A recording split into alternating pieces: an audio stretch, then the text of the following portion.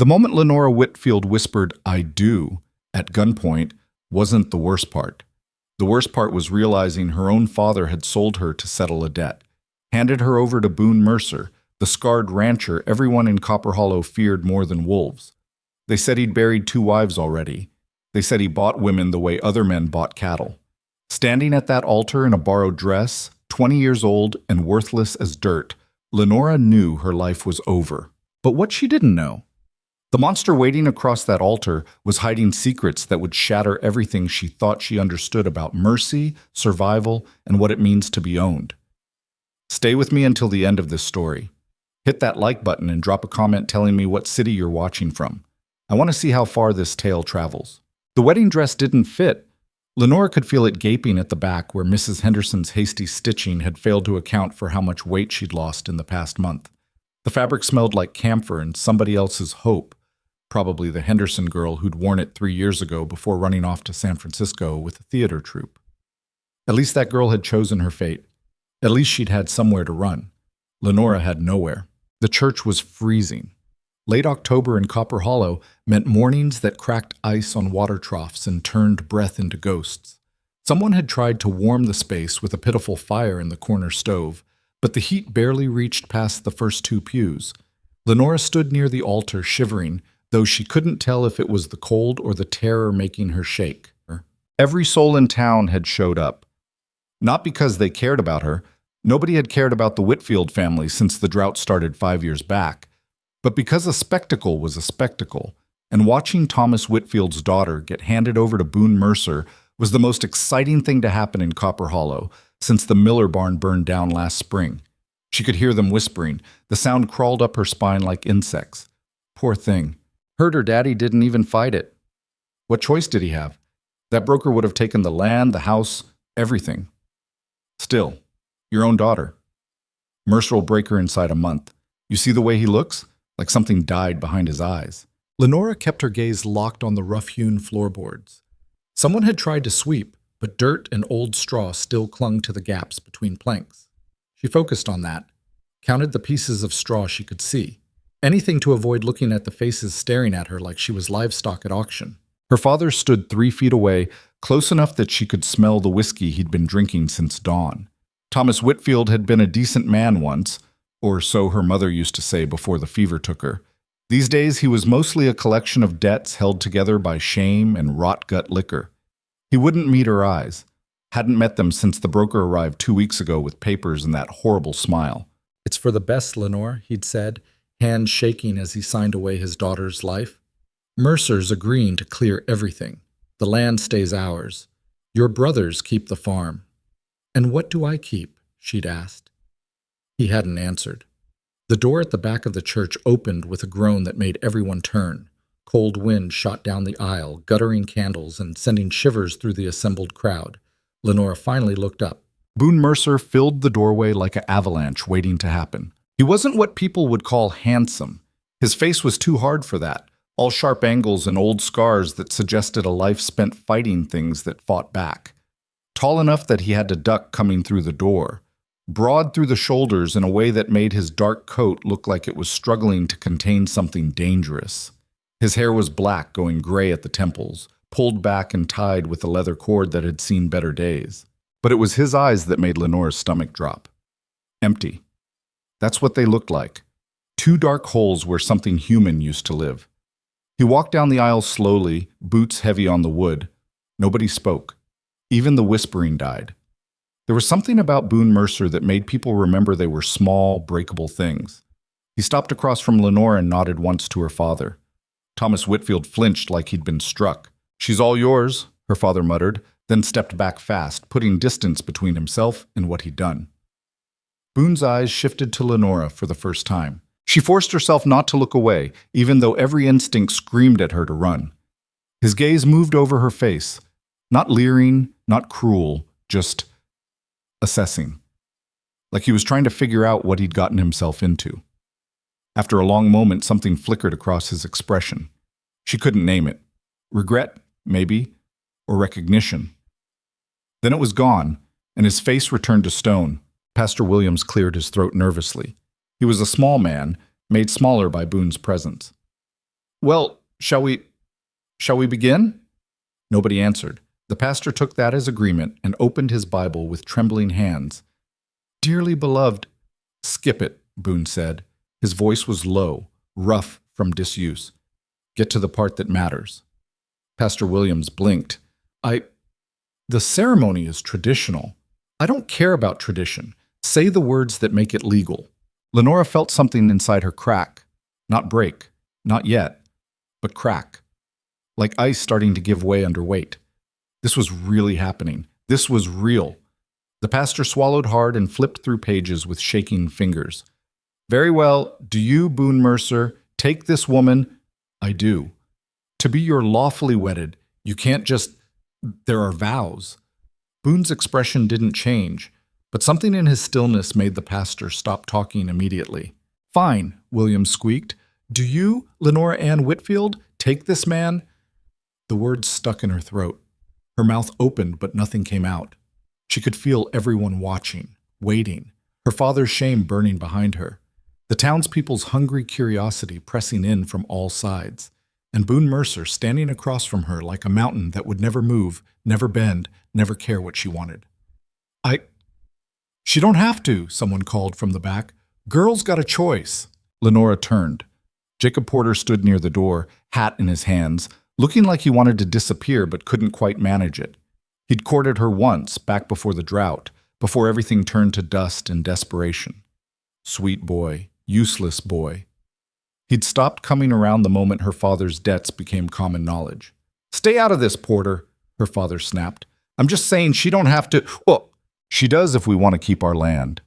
Thomas Whitfield's face had gone red. You offering to pay our debts, boy? You got $3,000 hiding in your pocket? Jacob went pale. $3,000 was more money than most folks in Copper Hollow would see in a lifetime. Didn't think so, her father continued, so shut your mouth and let the girl do what needs doing. Lenora looked back at Boone. He was watching her now with those empty eyes, and for just a second she thought she saw something else there, something that might have been an apology. Or maybe she was imagining it because she needed to believe this man was human. Do you take this man, Pastor Williams repeated quietly, to be your lawfully wedded husband? Her whole world had already collapsed. What was one more piece of rubble? I do, Lenora whispered. The pastor sagged with relief. Then by the power vested in me by the territory of Colorado, I pronounce you man and wife. You may...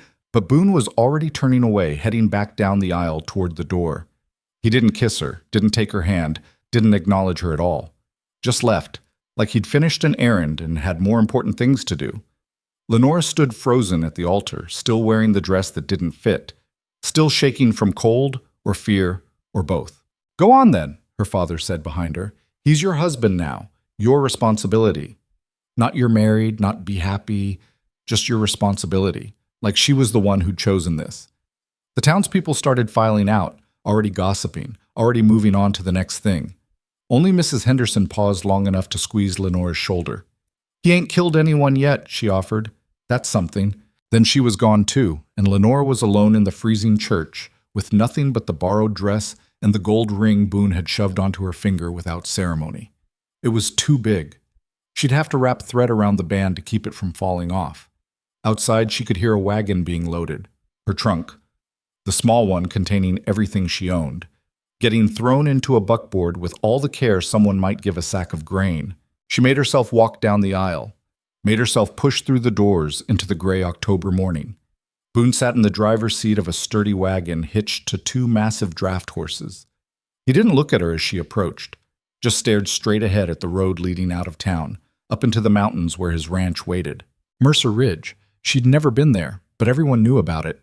Isolated, brutal. Miles from the nearest neighbor, built in a valley so remote that winters could trap you for months. They said Boone Mercer had carved that ranch out of wilderness with his bare hands, fought off rustlers and wolves in winters that killed weaker men. They said he'd buried a wife and son up there during a blizzard so fierce their bodies weren't found until spring. They said a lot of things about Boone Mercer, and none of them were good. Get in, he said without turning. Lenora climbed onto the bench seat, careful not to touch him. The dress caught on a splinter and tore a little. She didn't bother fixing it. What did it matter now? Boone snapped the reins and the horses lurched forward. The wagon rolled through Copper Hollow's single street, past the general store and the saloon and the feed office where her father had signed the papers that sold her. A few people watched from windows and doorways. Nobody waved goodbye. They left town behind and started climbing into the mountains. Neither of them spoke. The road, if you could call it that, was barely more than wheel ruts carved through pine forest and granite outcrops. The wagon jolted over rocks and roots, throwing Lenora against the hard bench. She gripped the edge to steady herself, knuckles white. An hour passed, then 2. The trees grew thicker, the air colder. Clouds moved in, heavy and gray with the promise of snow. Lenora's thin shawl did nothing against the wind that cut through the mountain passes. Finally, Boone reached behind the seat and pulled out a heavy wool coat. He thrust it toward her without a word. She stared at it. "I don't—" "Take it," he said. "You freeze to death. I gotta explain that to folks." "Rather not." "Not kindness, then. Just practicality." She took the coat and wrapped it around herself. It smelled like pine smoke and leather, and something else she couldn't name. The warmth was immediate, almost painful against her frozen skin. "Thank you," she said quietly. He didn't respond. Another hour. The sun started sinking toward the western peaks, turning the clouds orange and purple. Lenora realized with growing horror that they were going to arrive at Mercer Ridge after dark, in unfamiliar territory, with a man she didn't know and had every reason to fear. "How much farther?" she asked, hating how small her voice sounded. "Another hour, maybe less." "Will we make it before full dark?" No. That was it. Just no. No reassurance, no explanation. The conversation died again. Lenora pulled the coat tighter and tried not to think about what waited at the end of this road. Tried not to imagine the ranch house where she'd spend the rest of her life. Tried not to picture what would happen tonight, what Boone Mercer would expect from the woman he'd bought, because that's what this was. Everyone could pretend it was a marriage, could use words like arrangement and agreement, but the truth was simpler and uglier. Her father had owed money. Boone Mercer had paid it, and Lenora was the transaction that made it square. The last light faded from the sky. Boone lit a lantern hanging from the wagon's front corner. The yellow glow pushed back the darkness maybe 10 feet, enough to see the road and not much else. The forest pressed in on both sides, full of sounds, wind through branches, animals moving through underbrush, the distant scream of something that might have been a mountain lion. Lenora had never felt so far from everything she knew. "You scared?" Boone asked suddenly. The question caught her off guard. She'd almost forgotten he could speak. "Yes," she admitted. "What was the point of lying?" He nodded slowly, like that made sense. "Good." "Good? Means you ain't stupid." He glanced at her for the first time since leaving town. In the lantern light, his face looked even harder, all shadows and sharp edges. "Lot of things to be scared of up here. Mountain lions, bears. Weather can kill you if you ain't careful. Falling rock, bad water. 100 different ways to die if you don't respect what you're dealing with." "And you?" The words came out before she could stop them. "Should I be scared of you?" The wagon hit a rut and threw them both sideways. When they settled, Boone was quiet for so long she thought he wasn't going to answer. "Probably," he finally said. "I scare most people." "That's not what I asked." He looked at her again, and something in his expression shifted. Not softening, Boone Mercer didn't seem capable of soft, but changing somehow. "I ain't gonna hurt you," he said. "If that's what you're asking." "Why should I believe you?" "No reason to, but it's true. You bought me. Paid your father's debt." "Same thing." "No," he said, and there was an edge to his voice now. "It ain't." Lenora wanted to argue, wanted to throw all her fear and anger at him, but exhaustion was catching up with her. She'd barely slept in 2 weeks, too terrified about what was coming. Now it was here, and she was too tired to fight anymore. "There," Boone said, pointing ahead. Through the trees, Lenora could make out lights. The ranch. Mercer Ridge sat in a valley carved between 2 mountain slopes, protected from the worst winds, but isolated enough that help was days away if trouble came. The main house was bigger than she'd expected. 2 stories of solid timber construction with a wide porch and stone chimney. Outbuildings clustered around it. A barn, storage sheds, what looked like a bunkhouse. Corrals held horses and cattle, dark shapes moving in the night. The whole place had a fortress quality to it, built to endure, built to survive whatever the mountains threw at it. Boone pulled the wagon up to the front porch and set the brake. He climbed down, then stood there awkwardly for a moment before offering his hand to help Lenora down. She ignored it and climbed down herself, catching her boot on the dress and nearly falling. Boone caught her elbow to steady her, then let go immediately, like touching her burned. "Your trunk," he said, hefting it like it weighed nothing. "I'll take it inside." He walked up the porch steps and through the front door, leaving it open behind him. Yellow light spilled out into the darkness. Lenora stood in the yard trying to make her feet move. This was it. Once she walked through that door, there was no going back. This would be her life. This house, this man, this isolation. A horse whinnied in the barn. The wind picked up, carrying the smell of coming snow. She was freezing without the coat Boone had left in the wagon. Her wedding dress, still not her wedding dress, still borrowed, still wrong, flapped around her legs. There was nowhere else to go. Lenora climbed the steps and walked inside. The interior was not what she expected. Clean, for one thing. Sparse, but well-maintained. A stone fireplace dominated one wall, fire already built and crackling. Simple furniture arranged with purpose rather than decoration. A kitchen area in the back with a cast-iron stove and sturdy table. Stairs leading up to what must be bedrooms. And books. An entire wall of shelves packed with books. That surprised her more than anything else. Boone stood near the fireplace, still holding her trunk. "Second door on the right, upstairs," he said. "That's your room." "My room. You got a problem with that?" "I thought—" She stopped, not sure how to say it. "You thought I'd put you in mine." It wasn't a question. He set down the trunk with a heavy thud. "Door's got a lock. Inside lock. You use it if you want." Lenora stared at him. "I don't understand."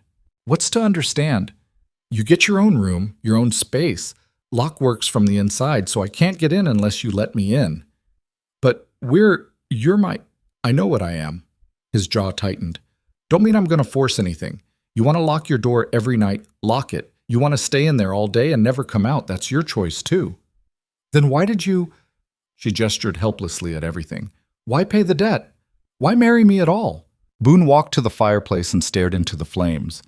When he spoke again, his voice was quieter, harder to hear. "Had my reasons. They ain't your concern right now. All you need to know is you're safe here. You got a roof, a bed, food. Nobody's going to bother you, not even me." "I don't believe you." He turned to look at her, and in the firelight she could see how tired he looked. How old, even though he couldn't be more than 35. "Don't care if you believe me or not. Time will show you I'm telling the truth." Before she could respond, he grabbed his coat from a peg by the door and shrugged into it. "There's stew on the stove if you're hungry, bread in the box by the sink. I got work to do in the barn. I'll be out there most of the night, so you'll have the house to yourself. Get settled. Sleep if you can." "Wait, you're leaving?" "Told you, I got work. It's our wedding night." The words hung in the air between them. Boone's expression went carefully blank. "Yeah, it is."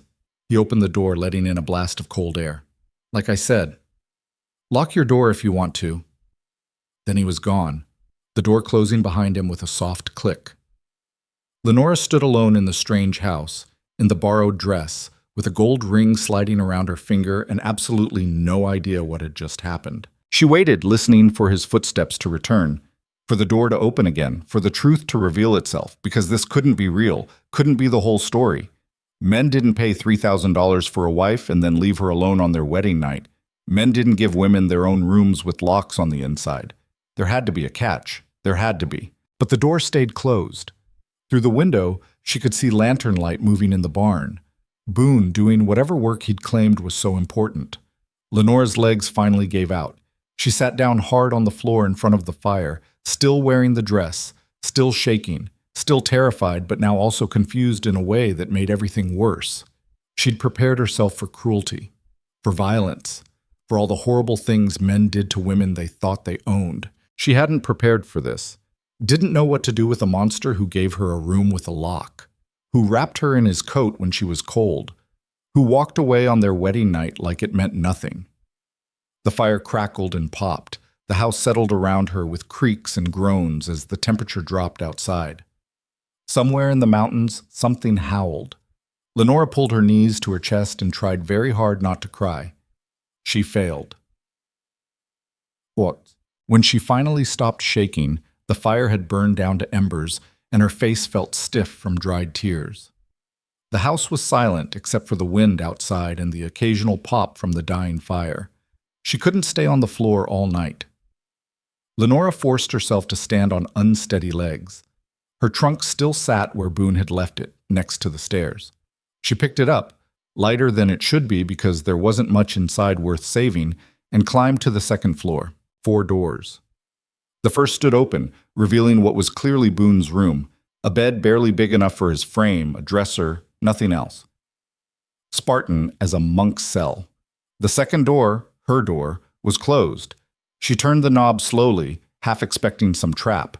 But it was just a room, small but clean, a bed with actual sheets and quilts, a dresser, a chair by the window, a wash basin on a stand, and yes, a lock on the inside of the door. Lenora set down her trunk and closed the door behind her.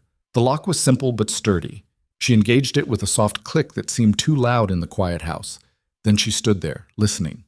No footsteps on the stairs, no handle rattling, no demands.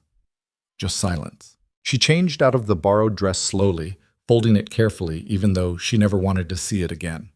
Her own nightgown was threadbare but familiar, smelling like the lavender her mother used to grow before the drought killed her garden. The bed was softer than anything she'd slept on in years. The quilts were heavy and warm. Through the window, she could still see lantern light in the barn. Lenora pulled the quilts up to her chin and stared at the ceiling. This was her life now. This room, this house, this strange, silent man who scared entire towns but gave his unwanted wife a lock on her door. She didn't understand any of it, but for the first time since her father had told her about the arrangement, Lenora felt something other than pure terror. Not hope. She wasn't foolish enough for hope. But maybe just the smallest possibility that she might survive this after all. Outside, the wind picked up. The lantern in the barn finally went dark, and Lenora, exhausted beyond measure, finally slept.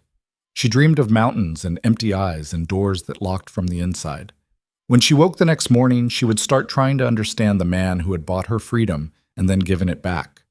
But that was tomorrow's problem. Tonight she just needed to survive, and against all odds, she had. Morning came with the smell of coffee and something burning. Lenora woke disoriented, tangled in quilts she didn't recognize, in a room she'd seen for the first time the night before. For one blessed second, she didn't remember where she was or why. Then it all came rushing back. The church, the dress, the empty-eyed man who'd bought her father's freedom with her life. She was married to Boone Mercer, and she was alone in a house miles from anything resembling civilization. The burning smell got stronger. Lenora threw off the quilts and discovered she'd slept in her nightgown, which meant at some point last night her exhaustion had beaten her fear. The floor was cold enough to make her gasp when her feet hit it. She grabbed her shawl and cracked open the door. The hallway was empty. Boone's door stood open, his room vacant. Downstairs she could hear movement, heavy footsteps, the clang of cast iron, muttered cursing that would have made Pastor Williams faint. She crept down the stairs slowly, not sure what she'd find. Boone stood at the stove, glaring at a pan like it had personally offended him. Smoke poured from whatever he was attempting to cook. He'd pushed the windows open despite the cold, trying to air out the kitchen. "That ain't gonna work," Lenora said before she could stop herself. He spun around and she realized this was the first time she'd seen him startled. The expression vanished almost immediately, replaced by his usual stone-faced neutrality, but for half a second he'd looked almost human. "Didn't hear you come down," he said. "You were too busy burning breakfast." He looked back at the pan, then grabbed a rag and pulled it off the heat. Whatever had been in there was now charcoal. "Was trying to make eggs." "How long were you cooking them?" "Don't know.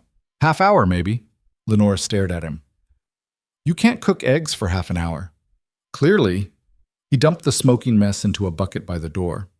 "There's bread and some preserves Mrs. Henderson sent up last month. That'll have to do. Or I could make breakfast." The words surprised her as much as they seemed to surprise him. But standing there watching this massive, terrifying man fumble with basic cooking felt wrong somehow. like watching a bear try to thread a needle. You don't have to, Boone said carefully. I know I don't have to. I'm offering. She moved toward the stove before he could argue. You got more eggs? He pointed to a basket on the counter. Chickens out back, collected them this morning. Lenora picked up the pan he'd destroyed, examined the carbonized remains, and set it aside. She found a clean one, added a small amount of lard from the crock by the stove, and waited for it to heat properly. The motions were familiar, comforting even. She'd been cooking since she was 7 years old, since her mother got too sick to stand for long periods. Boone watched her from across the kitchen like she was performing some kind of magic trick. You just gonna stand there? She asked. Didn't want to get in your way. You're not in my way. You live here. She cracked eggs into the pan with practiced efficiency. Where's your coffee? Made it already, should still be hot. She found 2 tin cups hanging from hooks and poured for both of them.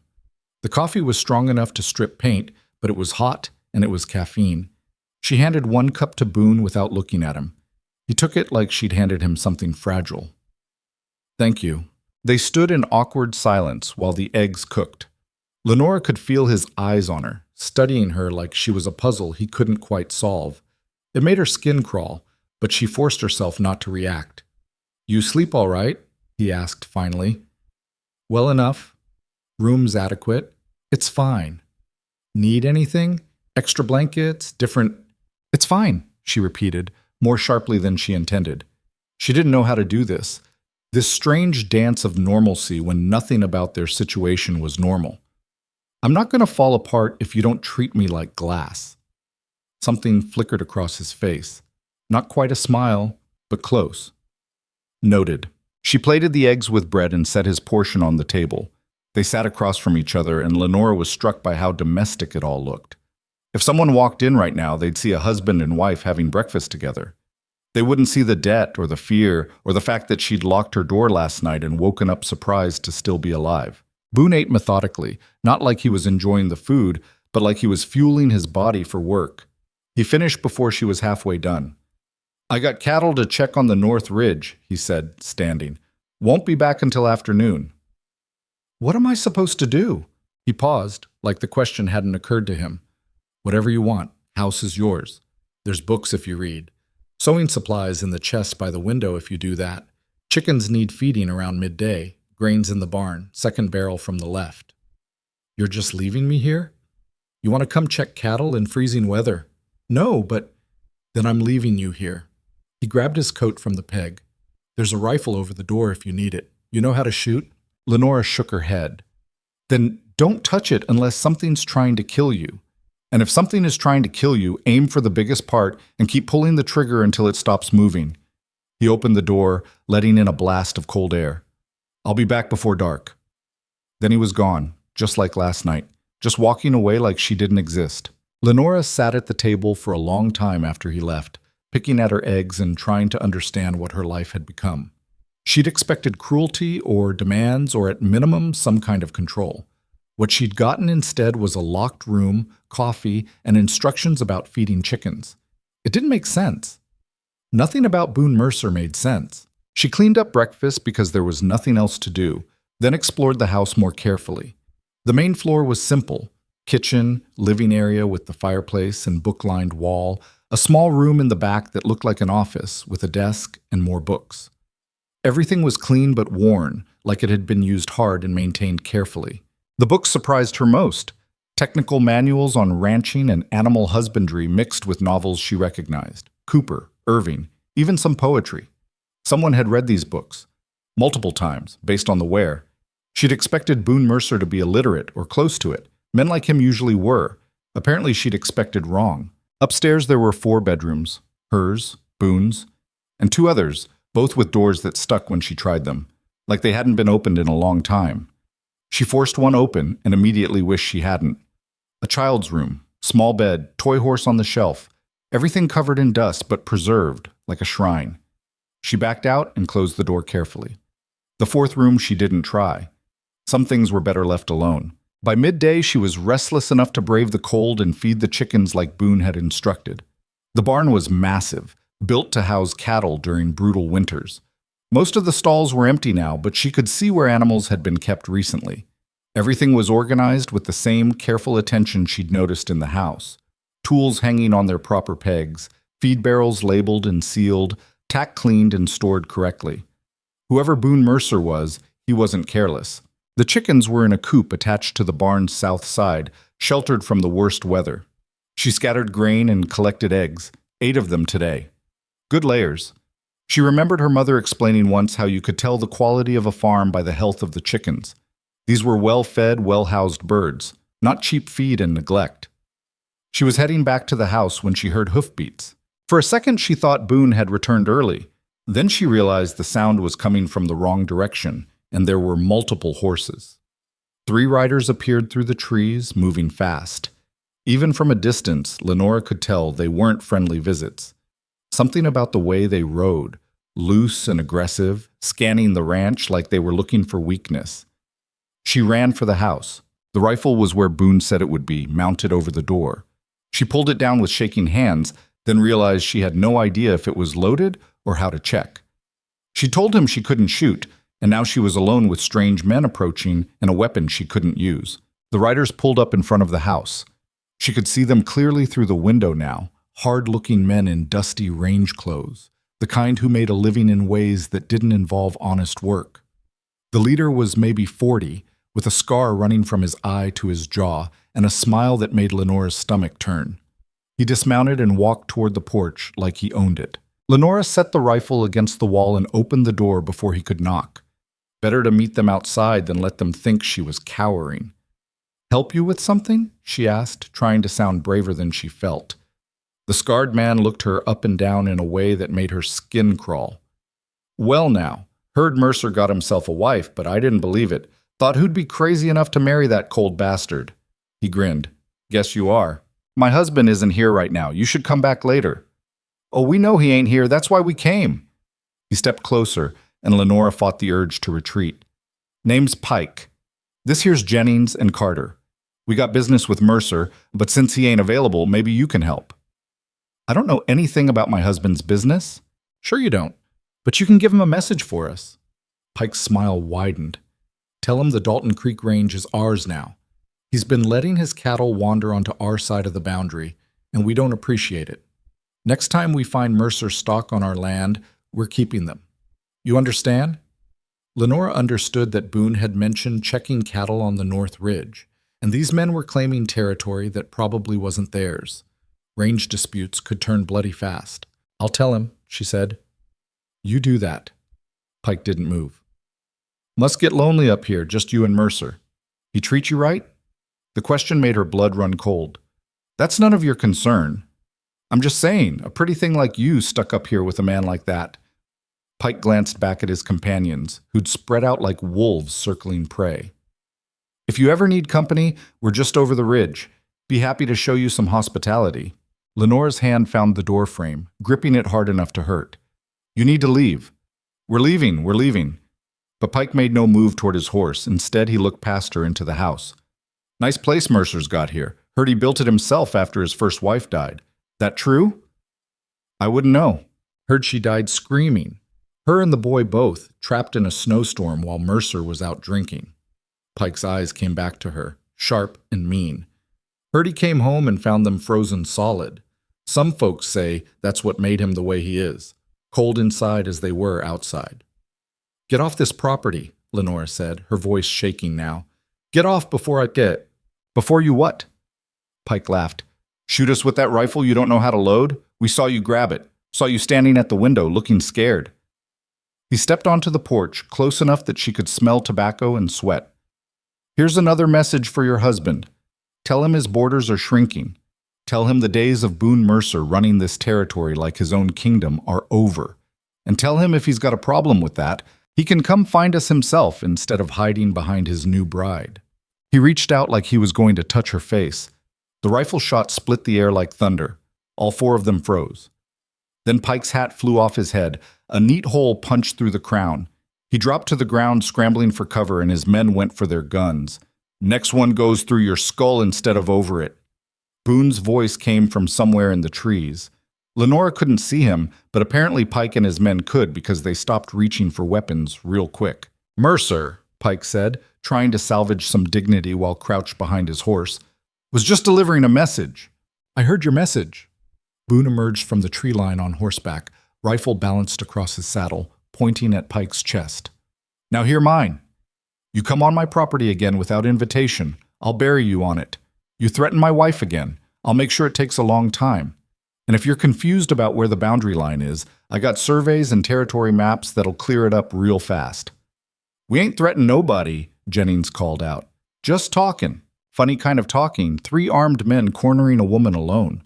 Boone's horse moved closer, and Lenora could see his face now. Still expressionless, but his eyes had gone from empty to something much worse. Focused, predatory. Pike, you and I both know Dalton Creek Range belongs to the Morrison estate, and has since before either of us was born. You trying to claim it just tells me you're getting desperate. You calling me a liar? I'm calling you a lot of things. Liar's the nicest. Boone shifted the rifle slightly. You're running out of territory because you don't know how to work land properly. You overgraze, you don't manage water, and when things go bad, you try to steal from people who planned better. That about sum it up? Pike's face went red, but he didn't argue. Thought so, Boone continued. Now you got 2 choices. You can mount up and ride out of here, and we'll pretend this was just a misunderstanding between neighbors. Or you can try something stupid, and I'll put holes in all 3 of you before your guns clear leather. I done it before with better men than you. The threat hung in the air. Nobody moved. Clock's ticking, Pike. Pike stood slowly, hands visible and empty. This ain't over, Mercer. Yeah, it is. You just don't know it yet. Boone's rifle didn't waver. Ride. They mounted up and left fast, Pike stopping only long enough to grab his ruined hat from the porch. Boone didn't lower the rifle until they were out of sight, and even then he waited another full minute before dismounting. He tied his horse to the porch rail and walked up the steps to where Lenora still stood frozen. You hurt? He asked. She shook her head. Words wouldn't come. They touch you? No. You came before... Her voice cracked. How did you know? Saw their tracks cutting across my north pasture. Figured they were headed here while I was gone. He took the rifle from where she'd left it leaning against the wall and checked it. This ain't loaded. I know. But you grabbed it anyway. I didn't know what else to do. Something that might have been approval crossed his face. Probably saved your life. They saw you armed. They had to be more careful. Gave me time to get into position. He opened the rifle and started loading it properly. You remember what I said about shooting? Aim for the biggest part and keep pulling the trigger. Good. Now watch. He showed her how to load, how to work the action, how to aim. His hands were steady and patient, treating her like a student instead of an idiot. You don't have to be a good shot. You just have to make them think twice about coming closer. Understand? Lenora nodded. Try it. Load it yourself. She fumbled the first cartridge, but got the second one in correctly. The rifle was heavier than she expected, awkward to hold. Bring it up to your shoulder. Firm grip. Look down the sight. Boone positioned himself behind her, adjusting her stance without actually touching her. See that fence post about 50 yards out? Yes. Aim for it. Breathe out slow and squeeze the trigger. She fired. The recoil nearly knocked her backwards, and the shot went wide, kicking up dirt 20 feet left of the target. Not bad for first time, Boone said. Try again. She fired 4 more times. The last shot actually hit the post, splintering wood with a satisfying crack. There you go, Boone said, taking the rifle back. Practice when you get a chance. Don't need to be perfect, just need to make them think twice. He started to turn away, then stopped. What Pike said. About my wife and son. About me coming home and finding them. You don't have to... He was wrong. I wasn't drinking. I was trying to get through the storm to fetch the doctor. Sarah had taken sick sudden, and Thomas, that was my boy, he was just 3. Too small to fight off what she had. His jaw worked like the words hurt to say. Storm came up fast. By the time I made it back, they were gone. Both of them. But I was there, and I was sober. Lenora didn't know what to say to that. I'm sorry, felt too small. People tell stories, Boone continued. They make you into whatever they need you to be. Monster, drunk. Whatever explains why bad things happened. Truth doesn't matter as much as the story. He met her eyes. So I'm telling you the truth now because you're going to hear different from other folks. You can believe what you want." "I believe you," she said, and realized she meant it. He nodded once, then carried the rifle inside and returned it to its place over the door. When he came back out, his expression had returned to its usual carefully controlled neutral. "Pike and his men won't come back soon, but they might try again eventually. When I'm not here, you keep that rifle close. You hear horses you don't recognize, you lock yourself inside and don't open the door for anyone but me. Clear?" "Clear?" "Good." He looked toward the barn. "I need to finish checking the north pasture before dark. You'll be all right?" The question surprised her. Yesterday he would have just left. Now he was asking. "I'll be fine," she said. He studied her for a moment longer, then nodded and went to his horse. But before mounting, he turned back one more time. "You did good today," he said. "A lot of women would have panicked. You kept your head." It was the closest thing to a compliment she'd ever heard from him. Before she could respond, he was already riding away, disappearing into the trees like a ghost. Lenora stood on the porch until her hands stopped shaking. Then she went inside and made herself tea she didn't drink, staring at the rifle over the door and thinking about the strange man she'd married. He'd killed people. She didn't doubt that for a second. The way he'd threatened Pike wasn't bluffing. It was a promise delivered by someone who'd made good on similar promises before. But he'd also taught her to shoot, had called her good for not falling apart, had told her the truth about his dead family when he could have said nothing. Lenora was starting to realize that Boone Mercer might be exactly as dangerous as everyone said, and exactly as lonely. The question was whether that made things better or worse. She fell asleep that night trying to decide, the rifle's weight still phantom heavy in her arms, and woke before dawn to the smell of coffee that didn't burn and the sound of Boone fixing the porch rail Pike had damaged with his boots. He didn't say good morning when she came downstairs, just poured her coffee and went back to work. But he'd left eggs on the counter next to the stove, already collected from the coop. Lenora made breakfast for both of them without being asked.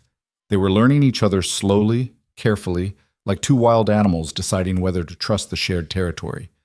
It wasn't comfort yet, wasn't safety, but it was something. And something, Lenora was learning, was better than nothing at all. The routine settled over them like snow accumulating on a roof, quiet, gradual, and heavier than either of them acknowledged. Mornings meant coffee before dawn. Lenora would come downstairs to find Boone already dressed, pulling on his boots by the door. He'd pour her a cup without asking if she wanted one, and she'd start breakfast while he checked the animals. They ate in silence mostly, the kind that wasn't quite comfortable but wasn't hostile either. Then he'd leave for whatever work the ranch demanded, and she'd be alone until late afternoon. The days blurred together. She cleaned the house, even though it was already clean. Read books from Boone's collection. He had surprisingly good taste, or maybe just took whatever the general store in Copper Hollow could get. Practiced loading the rifle until her hands stopped shaking when she touched it. Fed the chickens. Collected eggs. Stared out the window at mountains that felt less like protection and more like walls. 3 weeks passed this way. Then 4. The isolation should have driven her crazy. Back home, even with her family's poverty, there had been neighbors close enough to hear if you shouted. Church on Sundays. The occasional social at someone's barn. People. Here there was only Boone, and he barely spoke 10 words a day. But the silence was starting to feel less empty. She noticed things about him that she'd missed at first. The way he favored his left leg on cold mornings, probably an old injury.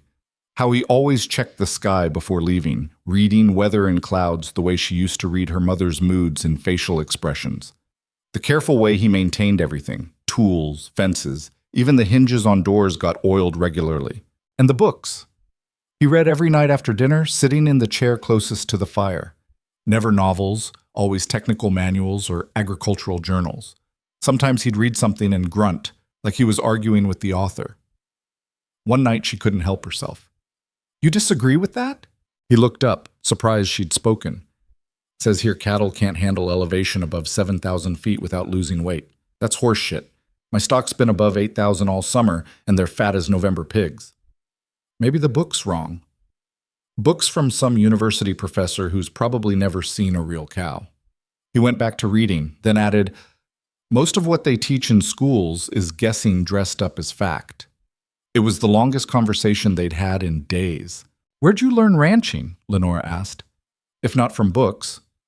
My father. He learned from his father, and before that from trial and a lot of dead cattle. Boone turned a page. Books can teach you theory. Mountains teach you reality. Reality wins every time. Your father still alive?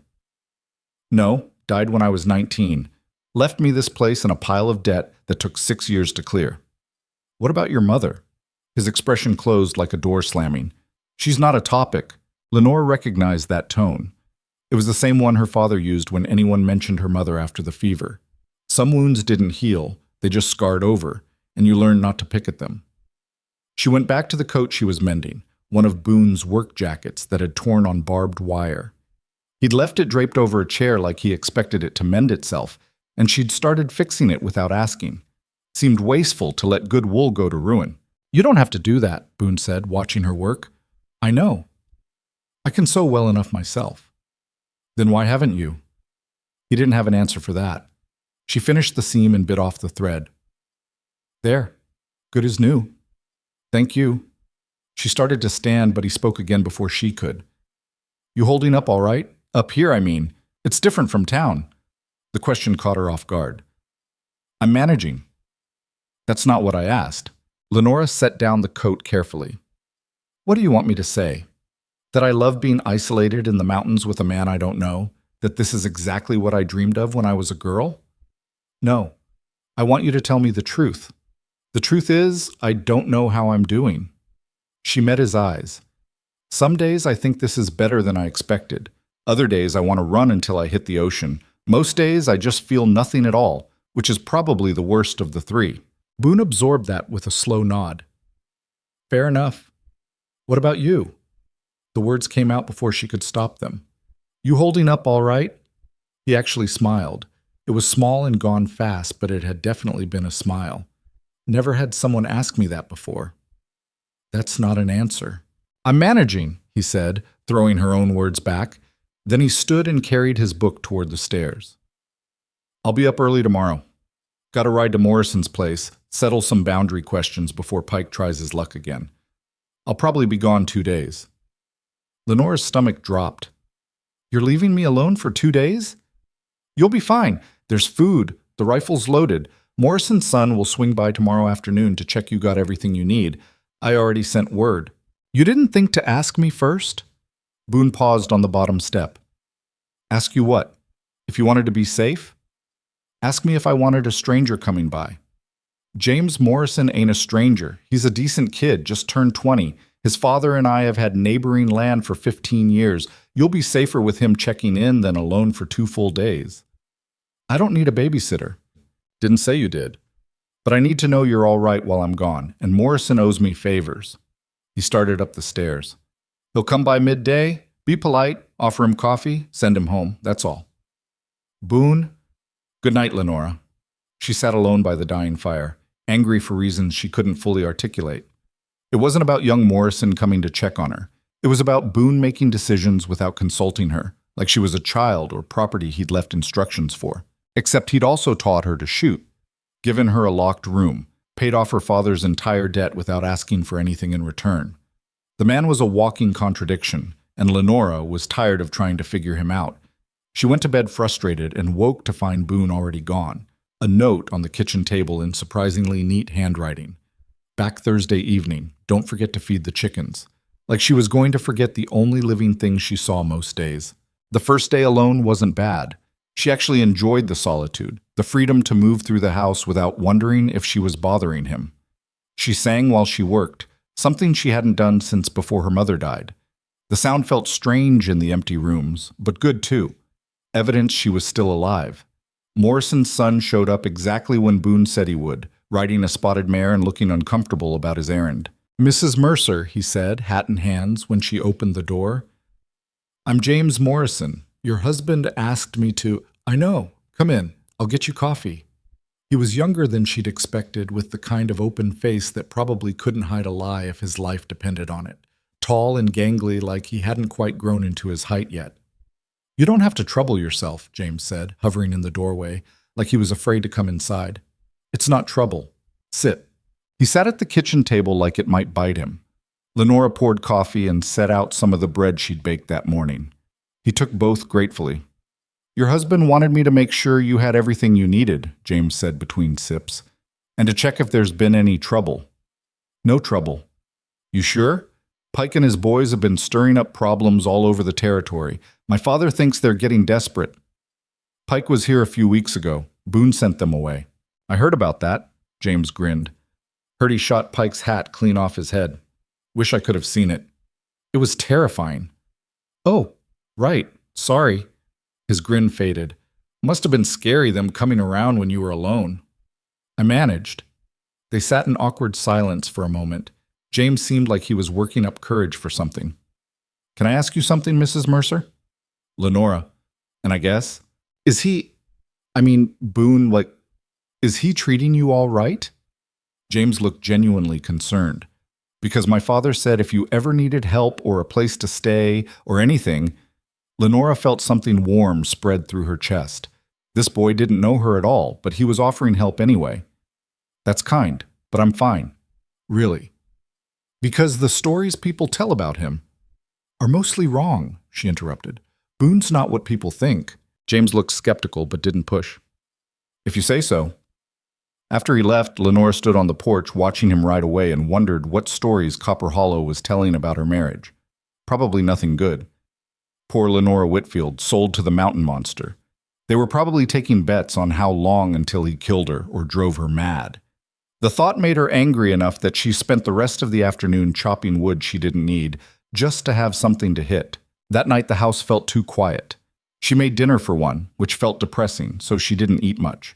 Sat by the fire with one of Boone's books, but couldn't concentrate. Went to bed early and couldn't sleep. She kept thinking about what James had asked. "Is he treating you all right?" The answer should have been simple, but it wasn't. Boone gave her space, freedom, safety. He'd protected her from Pike, taught her to shoot, never demanded anything she wasn't willing to give. But he also barely talked to her, kept her at arm's length emotionally, made decisions without input, left for days without seeming to care if she minded. Was that treating her all right? Or was it just a different kind of neglect? She was still wrestling with the question when she finally fell asleep, and her dreams were full of locked doors and empty eyes and mountains that never ended. The second day dragged. She tried to stay busy, but there was only so much cleaning an already clean house could take. By afternoon, she was so restless she decided to explore beyond the immediate ranch buildings. She took the rifle, Boone would kill her if she went wandering unarmed, and walked toward the north pasture. The cattle were there, massive shapes moving slowly across brown grass. They ignored her completely. Beyond the pasture, the forest thickened. Lenora followed a game trail that wound between pines, enjoying the silence and the smell of sap and earth. She'd gone maybe a quarter mile when she found it. A small graveyard carved into a clearing. 2 headstones, simple wood markers weathered by years of mountain weather.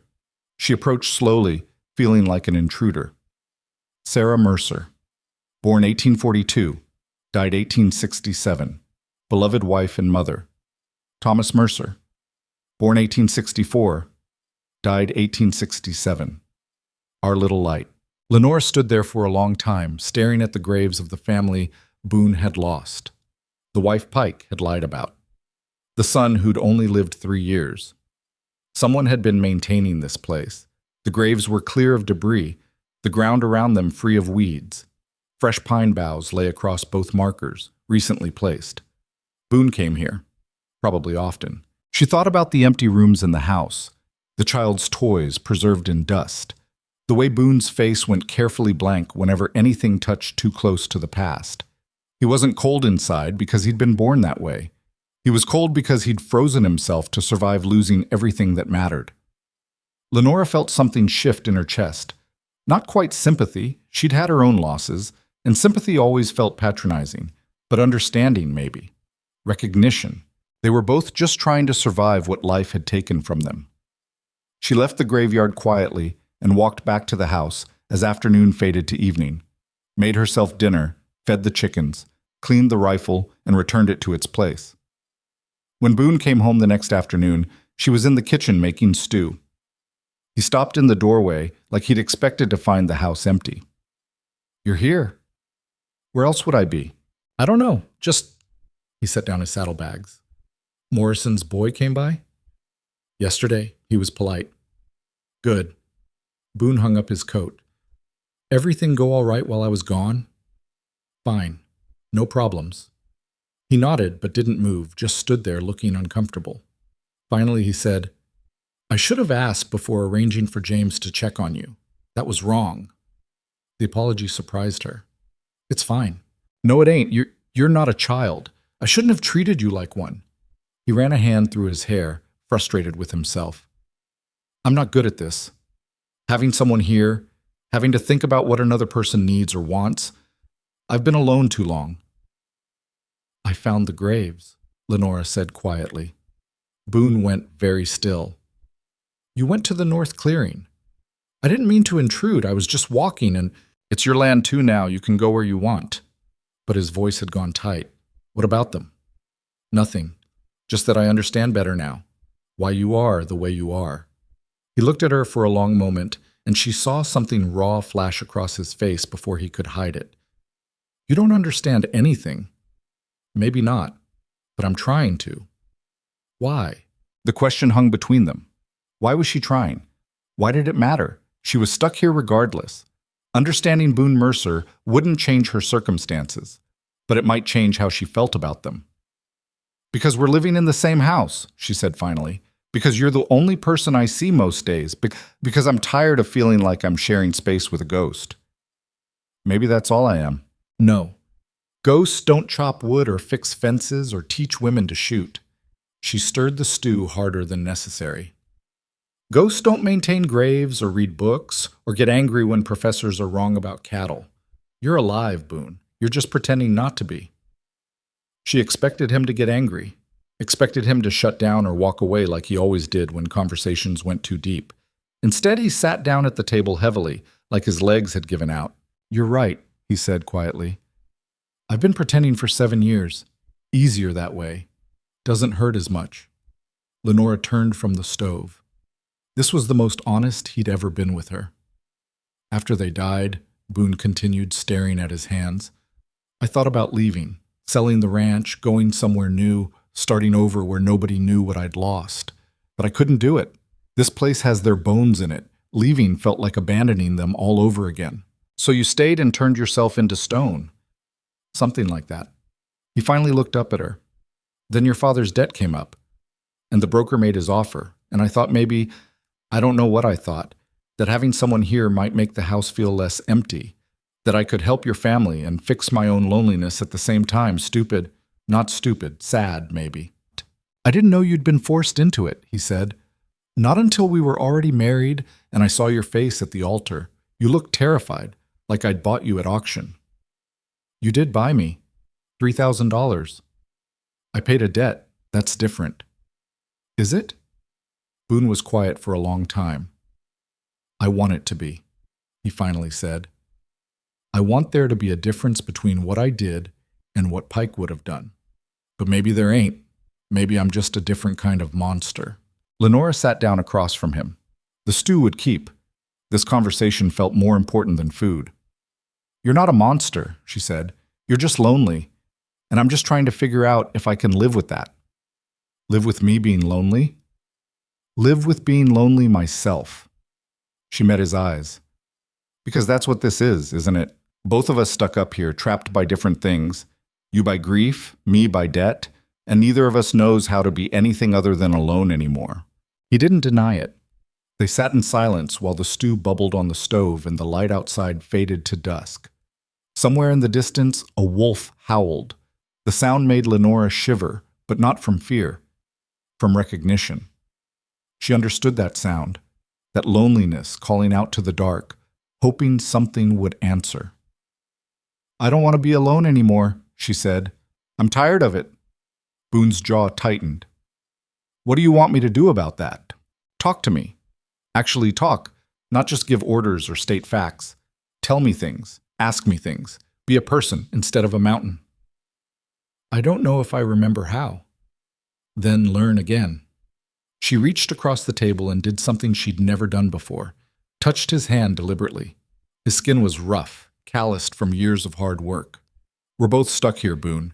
We can keep pretending we're alone, or we can try to be less alone together. Your choice. He looked at her hand on his like it was a wild animal that might bite. But he didn't pull away. What if I hurt you? He asked quietly. What if I hurt you? You can't. Yes, I can. I'm already doing it. Lenora pulled her hand back slowly. Every time I lock my door, every time I flinch when you move too fast, every time I look at you like you're something to fear instead of someone to know, I'm hurting you by treating you like the monster everyone says you are. Boone's expression cracked, just for a second, and she saw the wounded man underneath. Maybe I deserve it. Maybe we both deserve better than what we got. The stew started to boil over. Lenora jumped up to save it, and the moment broke. But something had shifted between them.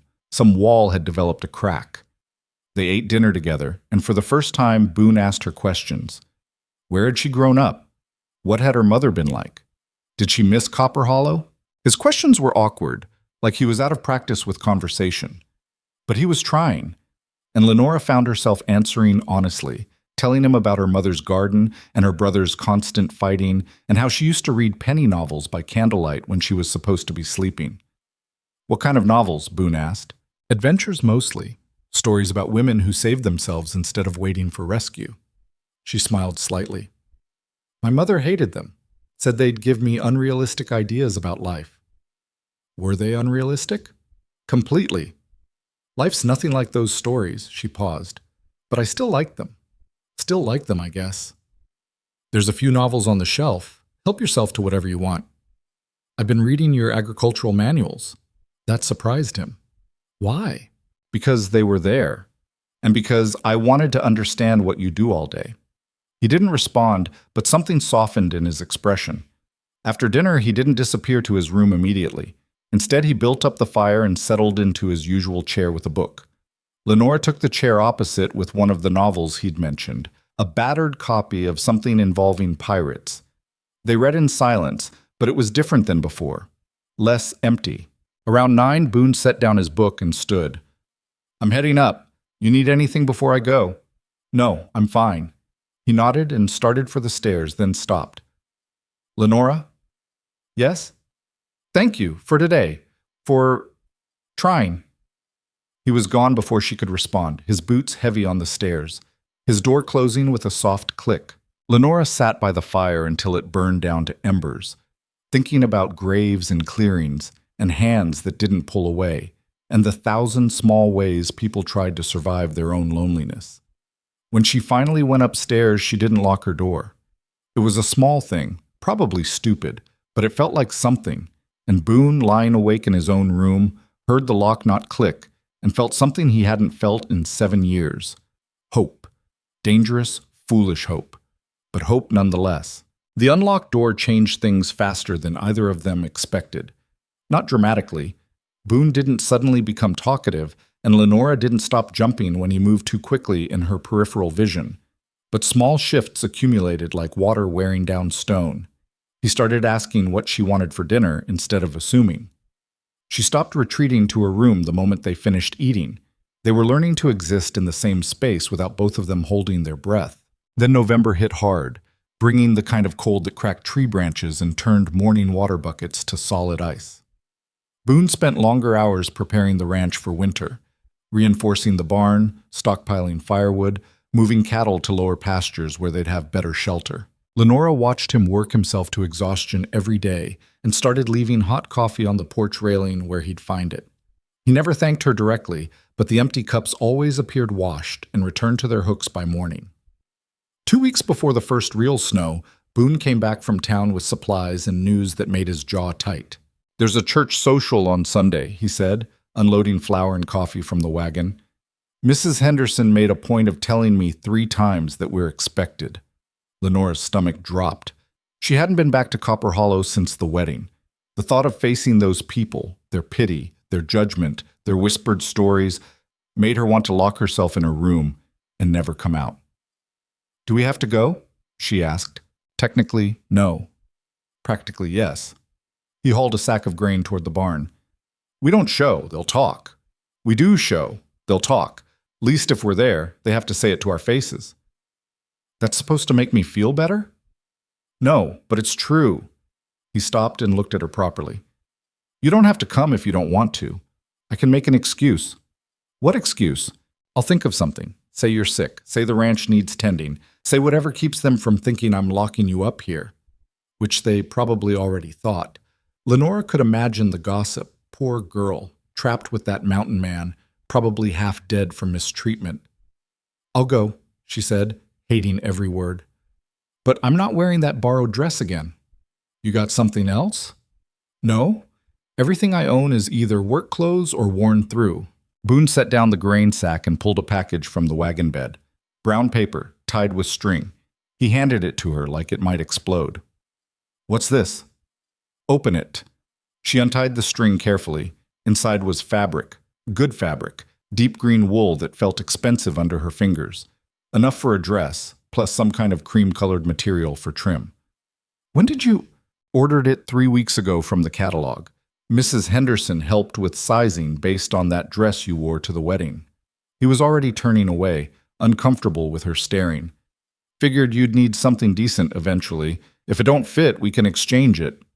Lenora stood holding the fabric, completely lost for words. This wasn't just practical. He'd thought about color, about what would suit her. The green would bring out her eyes. The cream would soften the overall look. Boone, it's just fabric. Don't make it into something it ain't. But his ears had gone red, which was the closest to embarrassed she'd ever seen him. Thank you, she said quietly. He grunted and went back to unloading supplies like the conversation hadn't happened. Lenora spent the next 3 days sewing the dress, working by the fire in the evenings while Boone pretended to read. Her stitching wasn't as fine as her mother's had been, but it was competent. The dress came together piece by piece, bodice, skirt, sleeves with the cream trim at the cuffs. When she tried it on Friday evening, it fit perfectly. She came down the stairs feeling self-conscious and strange. She hadn't worn anything this nice since before her mother died. Boone looked up from his book, and whatever he'd been about to say died on his lips. It's good? Lenora asked, suddenly worried. It looks all right? You look... He stopped, cleared his throat. The dress fits well. Which wasn't what he'd started to say, but Lenora didn't push. Sunday morning arrived cold and gray. They left early, the wagon ride to Copper Hollow taking nearly 2 hours over frozen roads. Lenora's anxiety grew with every mile. She twisted the wedding ring on her finger, still too big, still wrapped with thread to keep it on, and tried to imagine walking into that church. You're nervous, Boone observed. Obviously. They're just people. People who watched my father sell me like livestock. Then they should be the ones feeling ashamed, not you. He snapped the reins, moving the horses slightly faster. You didn't do anything wrong, Lenora. Remember that. Easy for him to say. He wasn't the one who'd been traded away for $3,000. Copper Hollow looked the same as she remembered. Small, rough, clinging to existence through sheer stubborn will. The church sat at the end of the main street, people already gathering outside in their Sunday clothes. Conversation stopped when Boone's wagon appeared. Everyone turned to stare as he pulled up and set the brake. Lenore could feel their eyes crawling over her, looking for evidence of abuse or madness or whatever they'd convinced themselves must be happening at Mercer Ridge. Boone climbed down and offered his hand. She took it, letting him help her down, and heard the whispers start immediately. Did you see that dress? Where'd she get something that fine? Probably his way of apologizing for whatever he does to her up there. Poor thing looks half-starved. Lenora wasn't starved. She'd actually gained weight since the wedding, eating regular meals instead of the scraps her family had survived on. But facts didn't matter when people wanted a story. Mrs. Henderson bustled over, all false sympathy and hungry curiosity. Lenora dear, how wonderful to see you. We've been so worried. No need to worry, Lenora said, forcing a smile. I'm fine. Of course you are. And that dress is lovely. Did you make it yourself? Yes. Such a talented seamstress. Your mother would be proud. Mrs. Henderson's eyes shifted to Boone, who stood like a wall beside Lenora. Mr. Mercer, good of you to bring her to socialize. She must get so lonely up at that ranch. She manages, Boone said flatly. I'm sure she does. But Mrs. Henderson's tone suggested she thought otherwise. More people drifted over, some genuinely kind, others just nosy. Jacob Porter showed up looking guilty and couldn't meet Lenora's eyes. Her father was notably absent, probably too ashamed to face her. Then the wealthy families arrived. The Carsons, the Daltons, the Pritchards who owned half the businesses in town. Women in expensive dresses that cost more than most families earned in 6 months. Men who treated Copper Hollow like their private kingdom. Evelyn Carson spotted Lenora and came over with her usual entourage, all of them looking like they'd smelled something rotten. "Well, well," Evelyn said, voice dripping false sweetness. "The bride returns. We were starting to think Mercer had you chained in the basement." Her friends laughed like this was hilarious. "No chains," Lenora said evenly. "Just winter preparations." How industrious. Evelyn's eyes traveled over Lenora's dress with obvious disdain. "That's a lovely color. Very practical." The implication was clear. Practical meant cheap, meant rustic, meant not good enough for proper society. "Thank you," Lenora said. "My husband chose the fabric." That caused a ripple of surprise. Apparently they hadn't expected Boone to have opinions about women's clothing. "How domestic," Evelyn continued, but her smile had sharpened. "Though I suppose when you're bought and paid for, you wear whatever your owner provides." The words hit like a slap. Around them, people had gone quiet, waiting to see how Lenora would react. Boone moved forward slightly, positioning himself between Lenora and Evelyn. "Watch your mouth," he said quietly. "Or what?" Evelyn's father, Richard Carson, stepped up beside his daughter. "You'll threaten respectable citizens in front of the church? We're not Pike and his raiders, Mercer. You can't just shoot our hats off." "Don't tempt me." The tension ratcheted up immediately. Men started positioning themselves, choosing sides without even realizing it. Lenora could see this spinning into violence fast. "Stop," she said, loud enough to cut through the rising hostility. "Everyone just stop." She stepped around Boone, facing Evelyn and the Carson family directly. Her heart was hammering, but she kept her voice steady. "You want to talk about being bought? Let's talk about it." Lenora looked around at all the watching faces. "My father owed money he couldn't pay, a debt that would have destroyed my entire family. Boone offered to clear it in exchange for marriage. So yes, technically, I was traded. A transaction. Just like half the marriages in this town, if we're being honest." Evelyn started to interrupt, but Lenora kept going. "The difference is, Boone gave me a choice. Gave me land in my own name. Gave me freedom to leave whenever I want. How many of you can say your husbands did the same?" She looked directly at Evelyn. "Your father arranged your marriage to Thomas Pritchard when you were 17.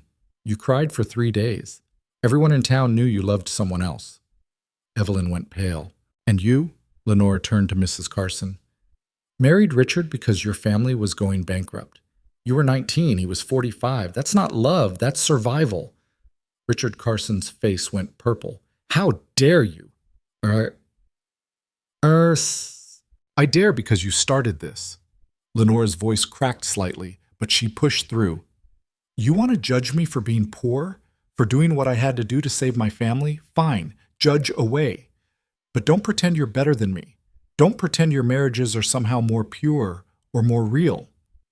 The silence that followed was absolute. Then someone in the back, she couldn't see who, started clapping. Slowly at first, then joined by others. Not everyone, but enough. James Morrison was grinning.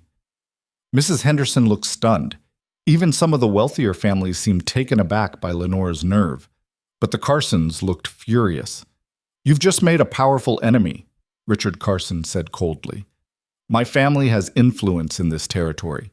We could make life very difficult for you and your husband." "Try it," Boone said, stepping up beside Lenora again. "My lawyers are better than yours. My land titles are older, and I know where all your boundary violations are.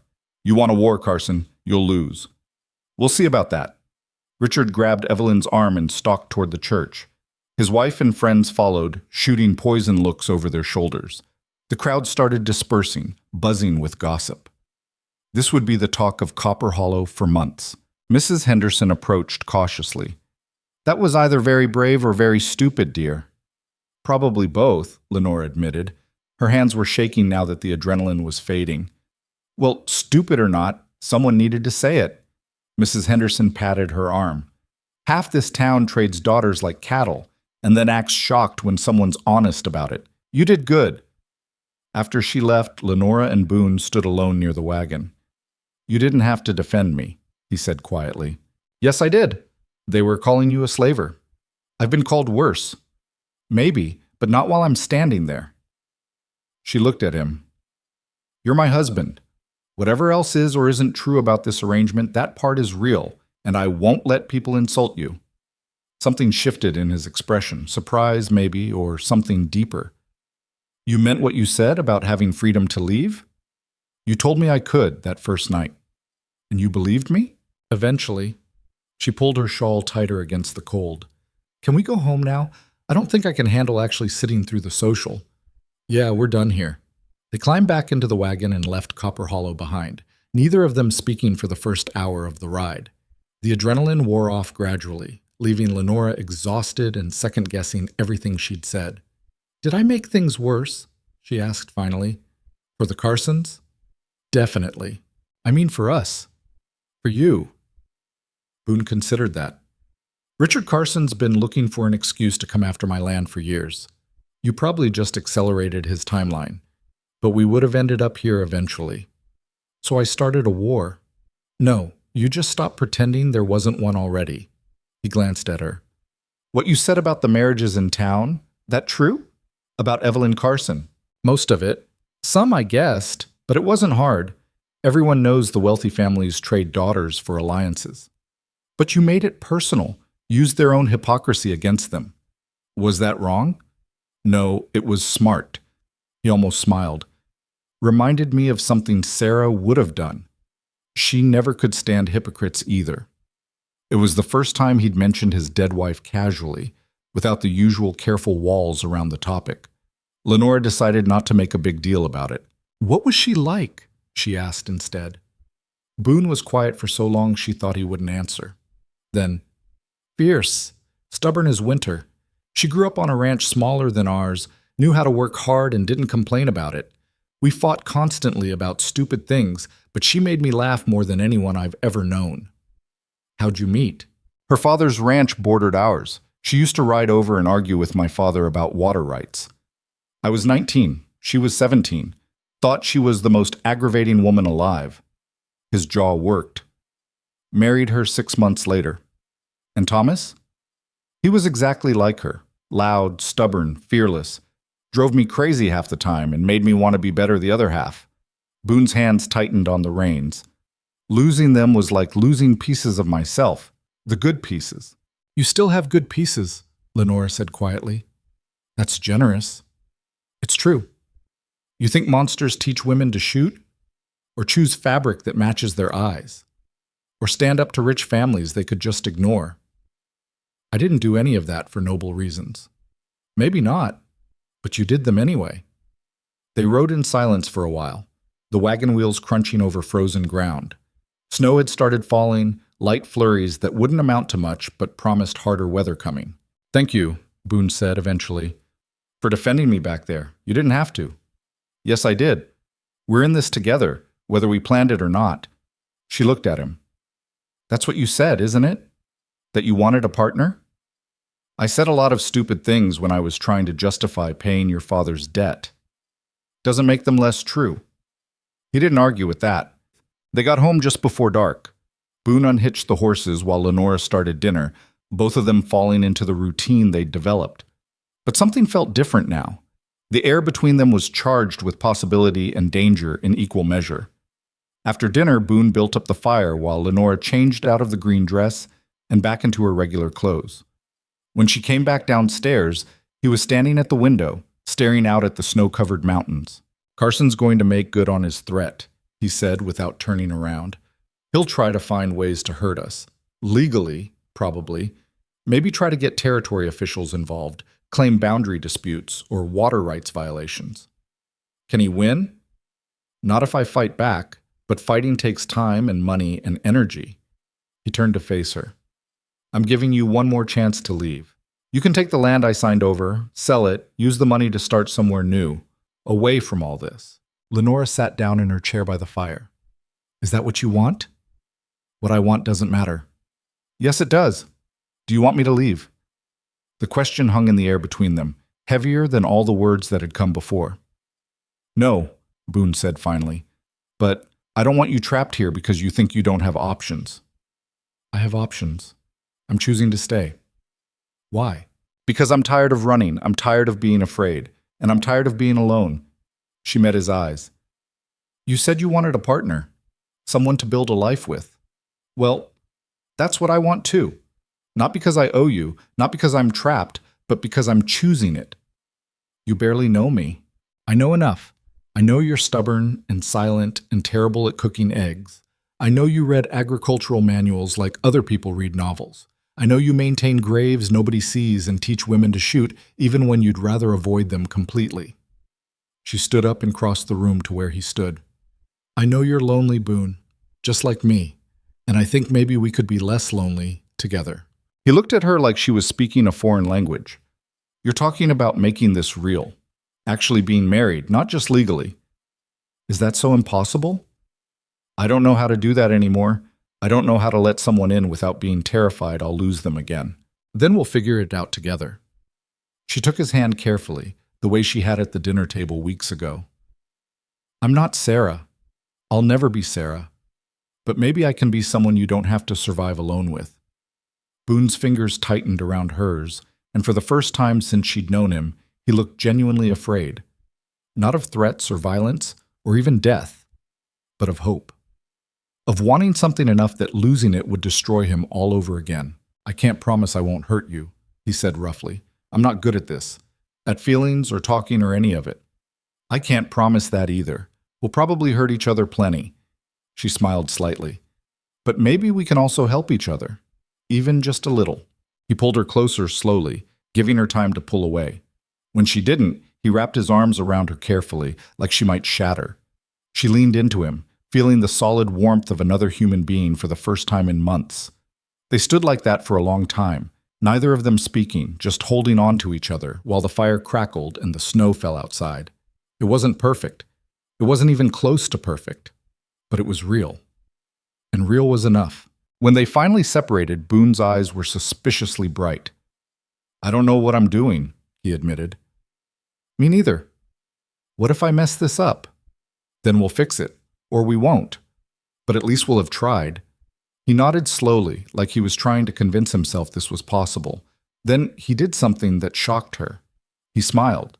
A real smile, not the ghost of one. It transformed his entire face, making him look younger and less haunted. All right, he said. Let's try. That night, Lenora left her door open deliberately. Not an invitation, just a statement. We're doing this. We're actually trying. Boone noticed she heard him pause in the hallway on his way to his own room, but he didn't say anything. They were learning to speak in the language of unlocked doors and chosen fabric and hands that didn't pull away.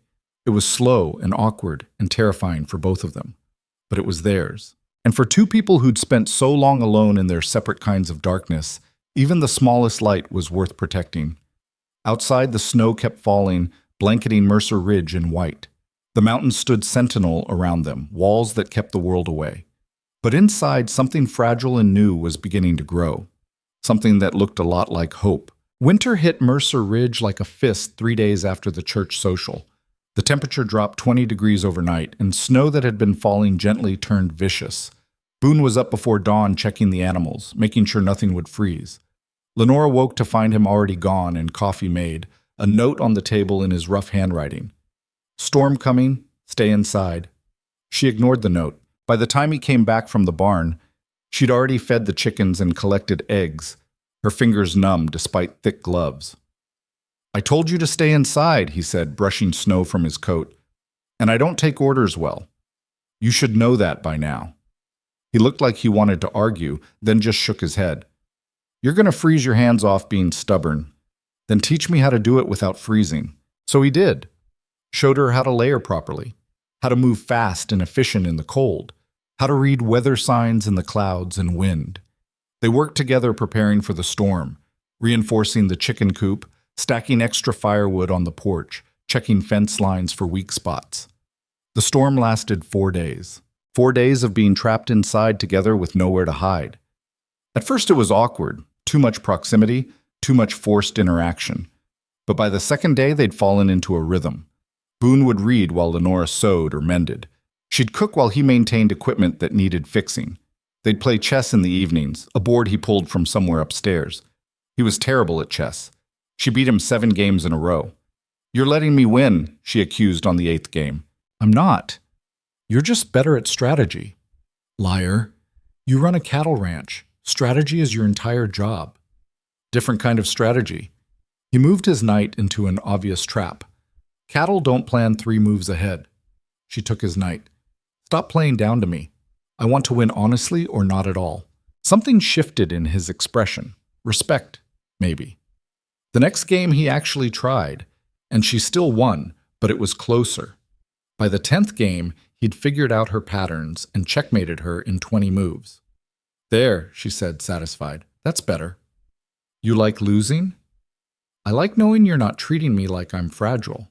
The storm broke on the 5th day, leaving 3 feet of snow and a landscape transformed. Everything was white and pristine and deadly beautiful. The kind of beauty that could kill you if you weren't careful. They dug out together, clearing paths to the barn and outbuildings.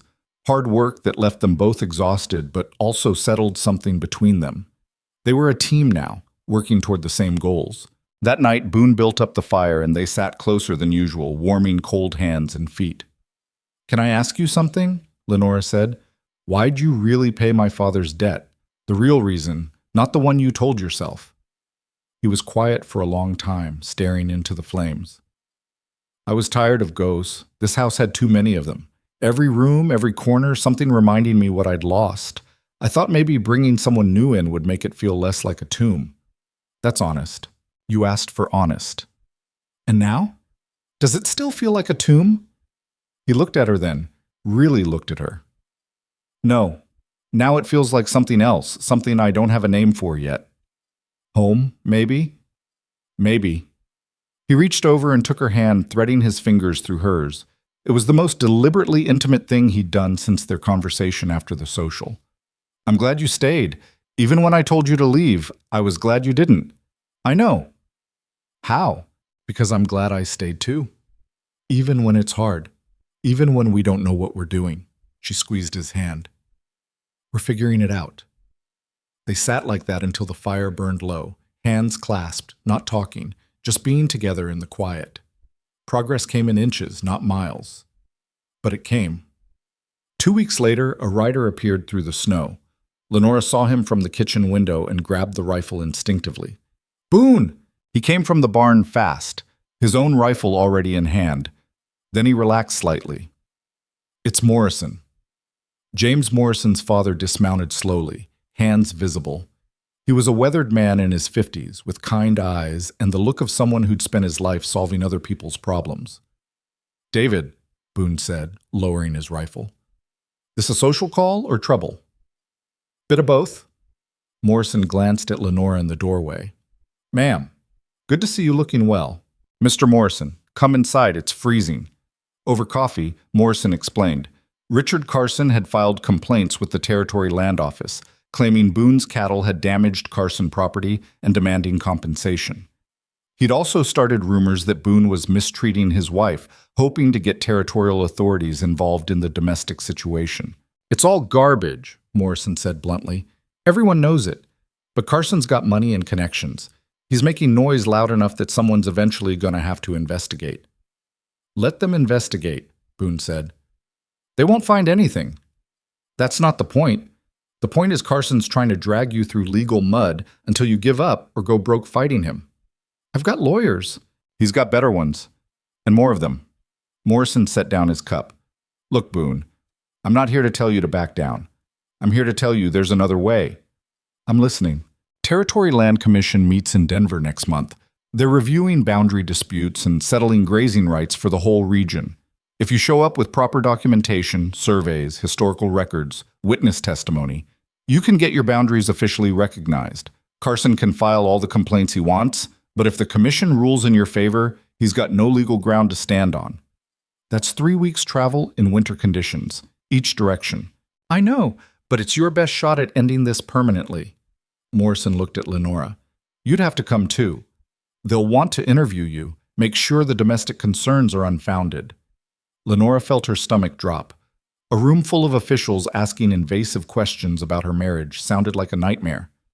She doesn't have to do anything, Boone said immediately. Actually, I do. Lenora met Morrison's eyes. If they're going to investigate anyway, better to face it head on than let Carson control the narrative. I'll go. Lenora said, I said I'll go. We do this together or not at all, remember? Boone looked like he wanted to argue, but Morrison was nodding approvingly. That's settled then. I'm heading to Denver myself for ranch business. We can travel together, safety in numbers. Leave in 3 days if you can be ready. After Morrison left, Boone paced the kitchen like a caged animal. You don't have to do this, he said for the third time. Yes, I do. They're going to ask personal questions. About our marriage, about whether I've hurt you, about whether you're here willingly. Then I'll answer them, honestly. And what are you going to say? Lenora stopped him mid-pace. The truth. That you paid my father's debt. That you gave me my own room and my own land. That you taught me to shoot and to survive winters and to beat you at chess. That you're stubborn and silent and frustrating as hell, but you've never once treated me like property. That might not be enough for them. Then we'll make it enough. She grabbed his shoulders, forcing him to look at her. I'm not afraid of Richard Carson, or his lawyers, or some territorial officials. I'm done being afraid of what people think about me. Something in his expression cracked. When did you get so brave? I've always been brave, I just forgot for a while. She smiled slightly. You helped me remember. They spent the next 3 days preparing. Boone pulled out old surveys and land documents his father had kept, organized everything with meticulous care. Lenora packed practical clothes and the green dress because she'd learned that sometimes appearances mattered whether you liked it or not. The night before they left, she found Boone in his office, surrounded by papers and looking overwhelmed. What's wrong? She asked. I keep thinking about all the ways this could go bad. Carson's lawyers finding some loophole. The commission deciding in his favor because he's got money and I don't. Them deciding you're not here willingly and forcing an annulment. He rubbed his face tiredly. I keep thinking about losing everything again. Lenora sat down across from him. You won't lose me. Not to Richard Carson, not to some bureaucrats in Denver. I'm here because I choose to be. Nobody can take that away. They could if they declare the marriage invalid. Valid. Then we'll get married again, properly this time, with me actually wanting it instead of just surviving it. The words hung in the air between them, bigger than she'd intended. You'd marry me again? Boone asked quietly. Knowing what you know now?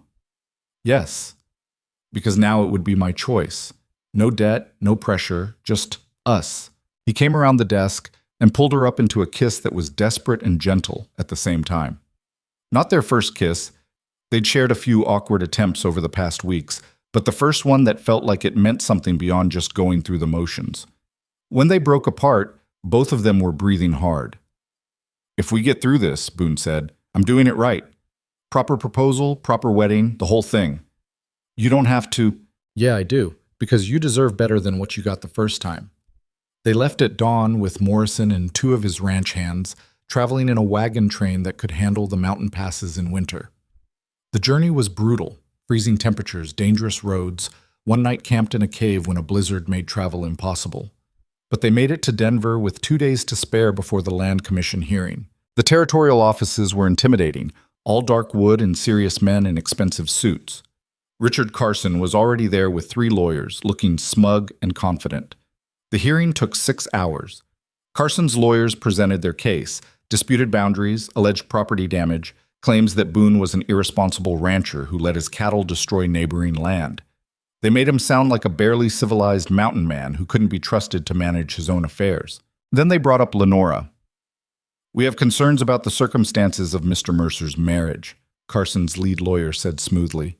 Evidence suggests the union was coerced, that Miss Mrs. Mercer, was essentially purchased to satisfy a debt. The commission members shifted uncomfortably. We'd like to interview Mrs. Mercer privately, the lawyer continued, to ensure she's not being influenced or threatened. Boone looked ready to explode, but Lenora squeezed his hand under the table. I'll answer any questions, she said clearly. You don't need to do it privately. I have nothing to hide. The commission chairman, a gray-haired man named Wallace, nodded. Very well, Mrs. Mercer, can you explain the circumstances of your marriage? Lenora stood, smoothed her green dress, and told them everything. The debt, the arrangement, the wedding where she'd whispered, "I do," while her whole world collapsed. She didn't soften it or make it sound better than it was. Then she told them what came after. The locked door, the land deed in her name, learning to shoot, to survive, to stand up for herself. The slow transformation from transaction to partnership. "Mr. Carson's lawyer is right," she said finally. "I was essentially purchased to satisfy a debt. That's the ugly truth, and I won't deny it. But what happened after isn't what anyone expected. My husband gave me freedom when he could have demanded obedience. He gave me respect when he could have demanded submission. He gave me a choice when he could have kept me trapped." She looked directly at Carson, who was glaring at her with pure hatred. "You want to know if I'm here willingly? I'm here. Sitting in this room, defending my husband and our land against a rich man who thinks money gives him the right to destroy people. That answer your question?" The room went silent. Carson's lawyer tried to recover. "Mrs. Mercer, isn't it possible you've been conditioned to defend your husband? That you've rationalized your captivity?" "No, it's possible I have learned the difference between being owned and being valued. You should try it sometime." Morrison coughed to hide a laugh. Even Wallace looked like he was fighting a smile. The commission deliberated for 2 hours while everyone waited in tense silence. When they returned, Wallace's expression was neutral. "This commission has reviewed all evidence and testimony regarding the disputed land boundaries between the Mercer and Carson properties," he began. "We find that Mr. Mercer's surveys and historical documentation clearly establish his legal boundaries. Mr. Carson's claims of property damage are unsubstantiated and appear to be retaliatory in nature." Carson's face went purple. "Furthermore," Wallace continued, "regarding the concerns about Mrs. Mercer's welfare, we find no evidence of coercion or abuse. The marriage, while unconventional in its origins, appears to be valid and consensual at this time." He looked directly at Lenora. "Mrs. Mercer, this commission wants to be clear. If you ever need assistance or wish to dissolve this union, you have legal options. But based on your testimony today, we see no reason to intervene." "Thank you," Lenora said, "but I won't need those options." Wallace nodded. "Then this hearing is concluded. Mr. Mercer's boundaries are officially recognized and recorded. Mr. Carson, any further complaints will be considered harassment and dealt with accordingly." They won. Outside the building, Boone pulled Lenora into a hug that lifted her off her feet. "You were incredible," he said into her hair. "The way you stood up to them, the way you told the truth without flinching." "I learned from the best," she said. "You've been standing up to people like Carson your whole life." "Not like that. Never like that." They celebrated with Morrison and his men at a decent hotel restaurant, the first proper meal Lenora had eaten in months that she hadn't cooked herself. Morrison kept praising her testimony, saying she'd made Carson look like a fool. "You made an enemy for life today," he warned. "Carson doesn't forget." "Good," Lenora said. "Neither do I." The journey home took longer because they weren't rushing. Lenora and Boone rode together in the wagon, talking more openly than they ever had. He told her about his father, about learning the ranch as a boy. She told him about her mother's garden, about the life they'd had before the drought. They were learning each other's histories, building a foundation that went deeper than survival. 3 days from home, Boone stopped the wagon on a ridge overlooking a frozen valley. "What are we doing?" Lenora asked. "Something I should have done months ago." He climbed down and helped her down, then stood there looking nervous in a way she'd never seen. "I know we're already married, legally, officially, all the ways that matter to the territory. But like you said, that wedding wasn't yours. It was something that happened to you, not something you chose." He pulled something from his coat pocket. A ring, not the 2 big gold bands she wore on thread, but a new one. Simple silver with a small stone that caught the winter light. "Lenora Whitfield," he said, and his voice was shaking slightly. "I'm asking you now, with no debt between us, no pressure, no arrangements. Will you marry me? Actually marry me, because you want to, not because you have to?" She looked at him. This hard, damaged man who'd somehow become her partner, her friend, maybe even something more. Who'd given her everything when he could have taken. Who'd learned to hope again despite being terrified of it. "Yes," she said, "but on one condition." "What condition?" We don't have a ceremony. We don't need witnesses or a church or Pastor William stammering through vows. We just decide right here that we're choosing each other. That's enough." He nodded slowly. "You're sure?" "I'm sure. I don't need a dress or a party. I just need you to look at me and know I'm choosing this, choosing us." Boone took her hand and slid the new ring on her finger. It fit perfectly. "I choose you," he said. "Every difficult, stubborn, brave part of you. I choose this life we're building, even when I don't know what I'm doing. I choose trying instead of hiding." "I choose you too," Lenora said. "Every silent, frustrating, unexpectedly gentle part of you. I choose our ranch, our life, our future, whatever that looks like." They kissed there on the frozen ridge while Morrison and his men politely pretended not to notice, and it felt more real than anything that had happened in that Copper Hollow church. This was their wedding, their choice, their beginning. The rest of the journey passed in a blur of cold and conversation and quiet contentment. When Mercer Ridge finally came into view, Lenora felt something she hadn't expected: joy. Pure, uncomplicated joy at seeing home. When had that happened? When had this isolated ranch become home instead of prison? Maybe when she'd stopped being afraid. Maybe when Boone had stopped hiding. Maybe it had been gradual, accumulating like snow until suddenly everything was transformed. They spent the rest of winter preparing for spring, working side by side in the kind of companionable silence that came from understanding. Boone taught her more about ranching, when to move cattle, how to recognize sick animals, the 1,000 small details that kept a ranch running. She taught him that talking about feelings wouldn't kill him, even if it made him uncomfortable. They fought sometimes. Real arguments about stupid things, how to stack firewood, whether to expand the chicken coop, what to plant in the garden come spring. But they learned to fight fair, to listen instead of just defending.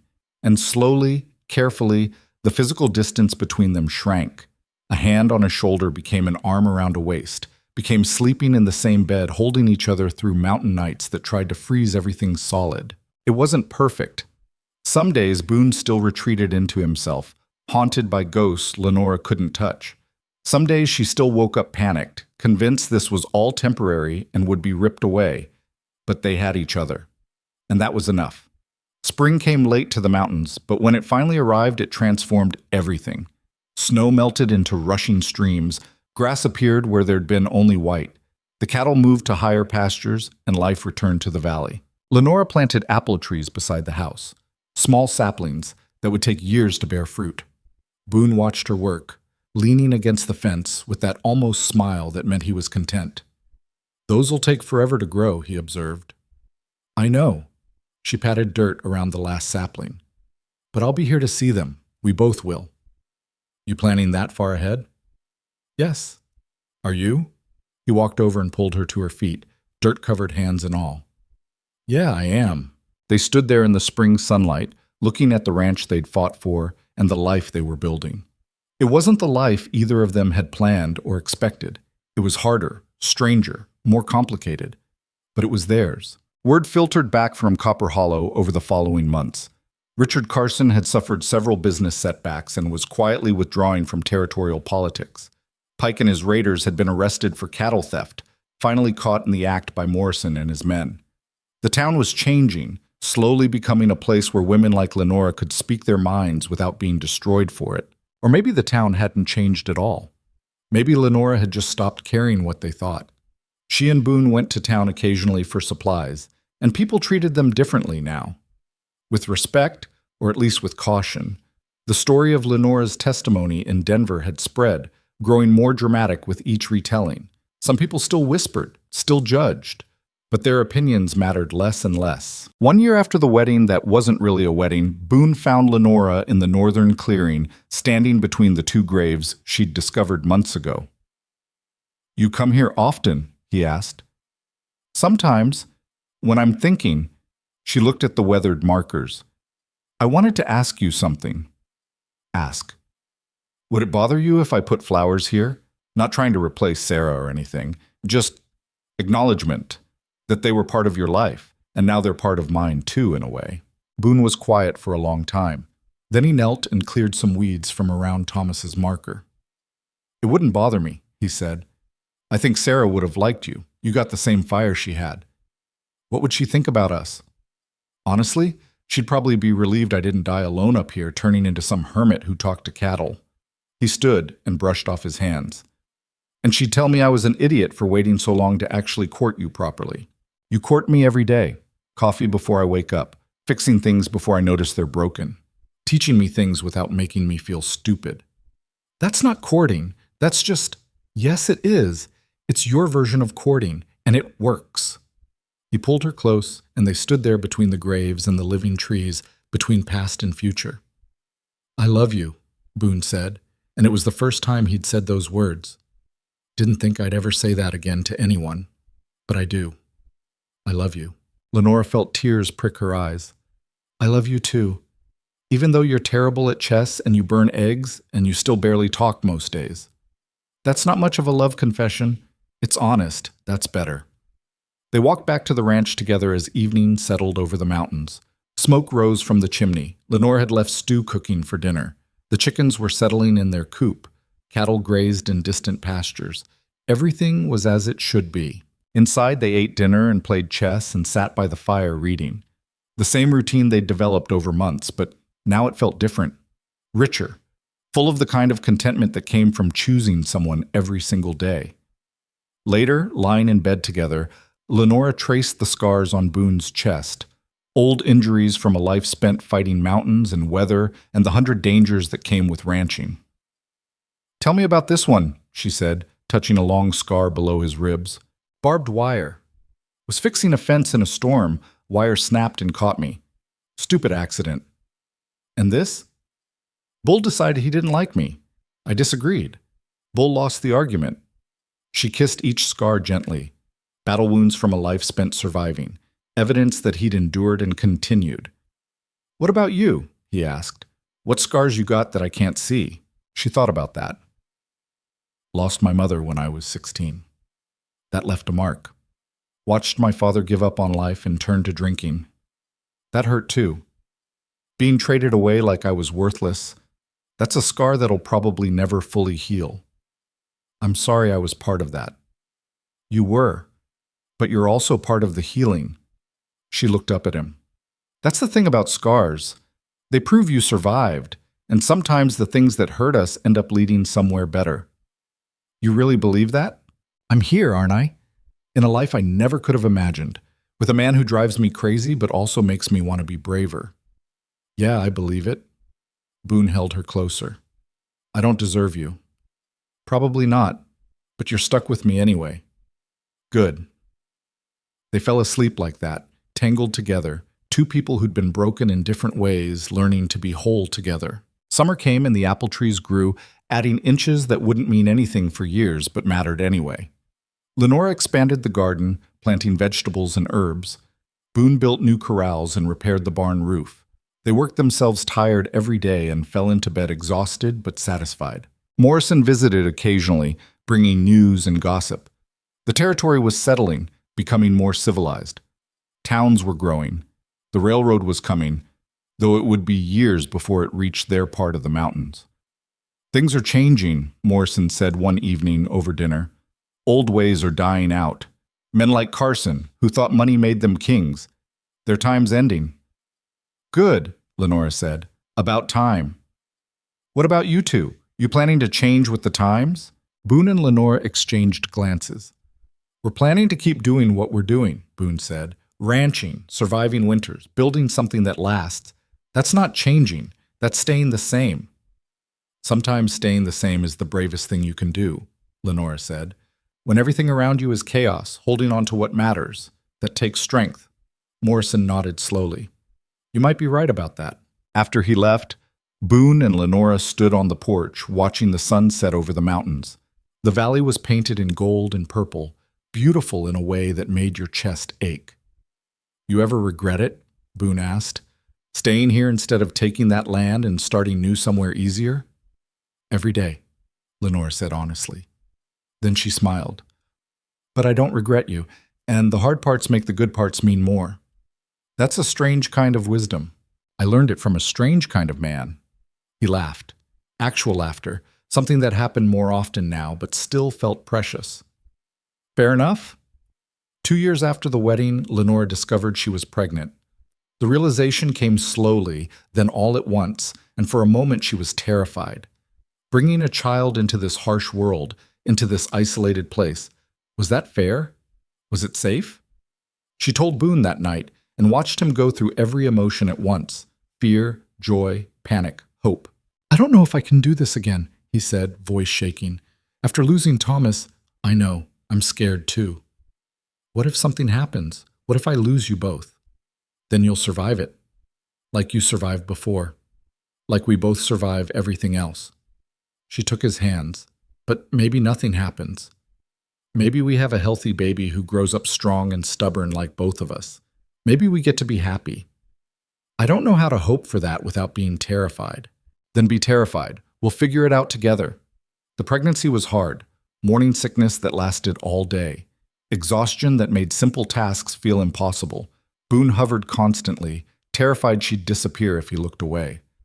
"I'm not dying," she told him for the 100th time. "I'm just growing a human.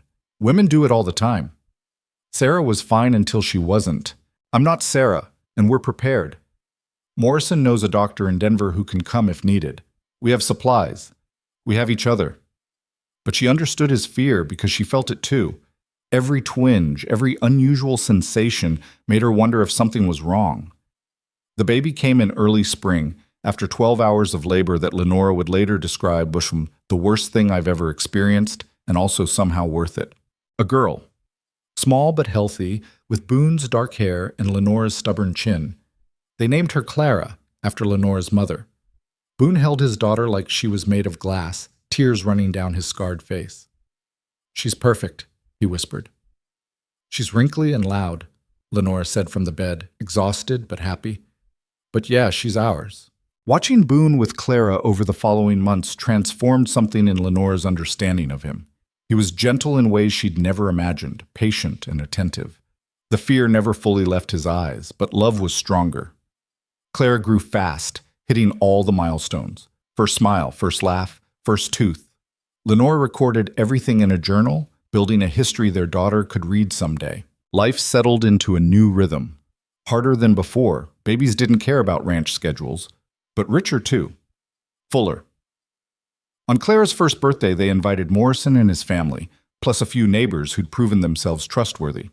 Nothing fancy, just food and conversation and watching Clara destroy a small cake with her hands. "You've built something good here," Morrison said quietly to Boone. "Something worth protecting." "I know." "Carson's still bitter about losing?" "Probably, but he stays away. Learned his lesson." "And you? You happy?" Boone looked across the room to where Lenora was holding Clara, both of them laughing at something.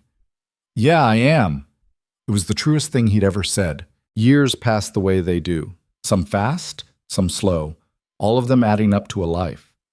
Clara grew into a wild, fearless child who could ride before she could write properly. The apple trees finally bore fruit, and Lenora made pies that became legendary in the valley. The ranch prospered under their combined management. They had 2 more children, a son they named David after Morrison, and another daughter called Rose because Lenora insisted on at least one flower name. The house that had been a tomb became loud and chaotic and alive. Sometimes Lenora would catch Boone standing in the doorway watching their children play, and she knew he was thinking about Thomas, about the son he'd lost and the children he'd gained. The grief never disappeared, but it made room for new joy. "You all right?" she'd ask. And he'd say, "Yeah, just remembering how to be grateful." On their 10th anniversary, Boone surprised her with a trip to Denver. Their oldest could manage the ranch for a few days with Morrison's help. They stayed in a proper hotel and ate at restaurants and walked around the city like normal people. It was strange and wonderful and exhausting. "You miss this?" Boone asked as they watched crowds hurry past. "Civilization?" "Not even a little bit," Lenora said. "I miss our mountains, our quiet, our life. Even though it's hard, especially because it's hard, easy things don't matter as much." They went home to find everything running smoothly, their children excited to show them everything that had happened while they were gone. That night, Lenora stood on the porch looking at the ranch she'd hated at first sight and now couldn't imagine leaving. This was home. Not because it was comfortable or convenient, but because she'd chosen it. She'd chosen this life, this man, this difficult, beautiful existence in the mountains. And that choice had made all the difference. Boone came out and wrapped his arms around her from behind. "What are you thinking?" "That I was wrong," she said. "That day at the altar when I thought my life was over. It wasn't ending, it was just beginning in a way I couldn't understand yet." "You ever regret it? Any of it? The debt, the arrangement, being traded like property?" She turned in his arms. "Yes. I regret that we had to start that way, but I don't regret where we ended up." "Where's that?" "Here. Together. With a family and a life we built from nothing but stubbornness and hope." He kissed her forehead. "That's the thing about you. You always find a way to make even the hard parts sound good. That's because they are good. Not easy, not perfect, but good." They stood there as the last light faded from the sky, and their children's laughter drifted from inside the house. The mountains stood sentinel around them, eternal and unmoved. People weren't like mountains. People changed. They grew and adapted and survived by transforming themselves into whatever was needed. Lenora had been a poor farmer's daughter, traded away to settle a debt. She'd become a rancher's wife, a mother, a woman who knew how to shoot and survive and stand up to powerful men who thought money made them gods. Boone had been a ghost living in a tomb of memories. He'd become a husband, a father again. A man who'd learned that loving someone didn't mean you'd lose them, or that even if you did, the love was worth the risk. Together, they'd built something that mattered. Not perfect, not easy, but real and lasting, and theirs. And in the end, isn't that what survival really means? Not just enduring, but choosing to build something beautiful from the wreckage life hands you. Choosing hope over fear.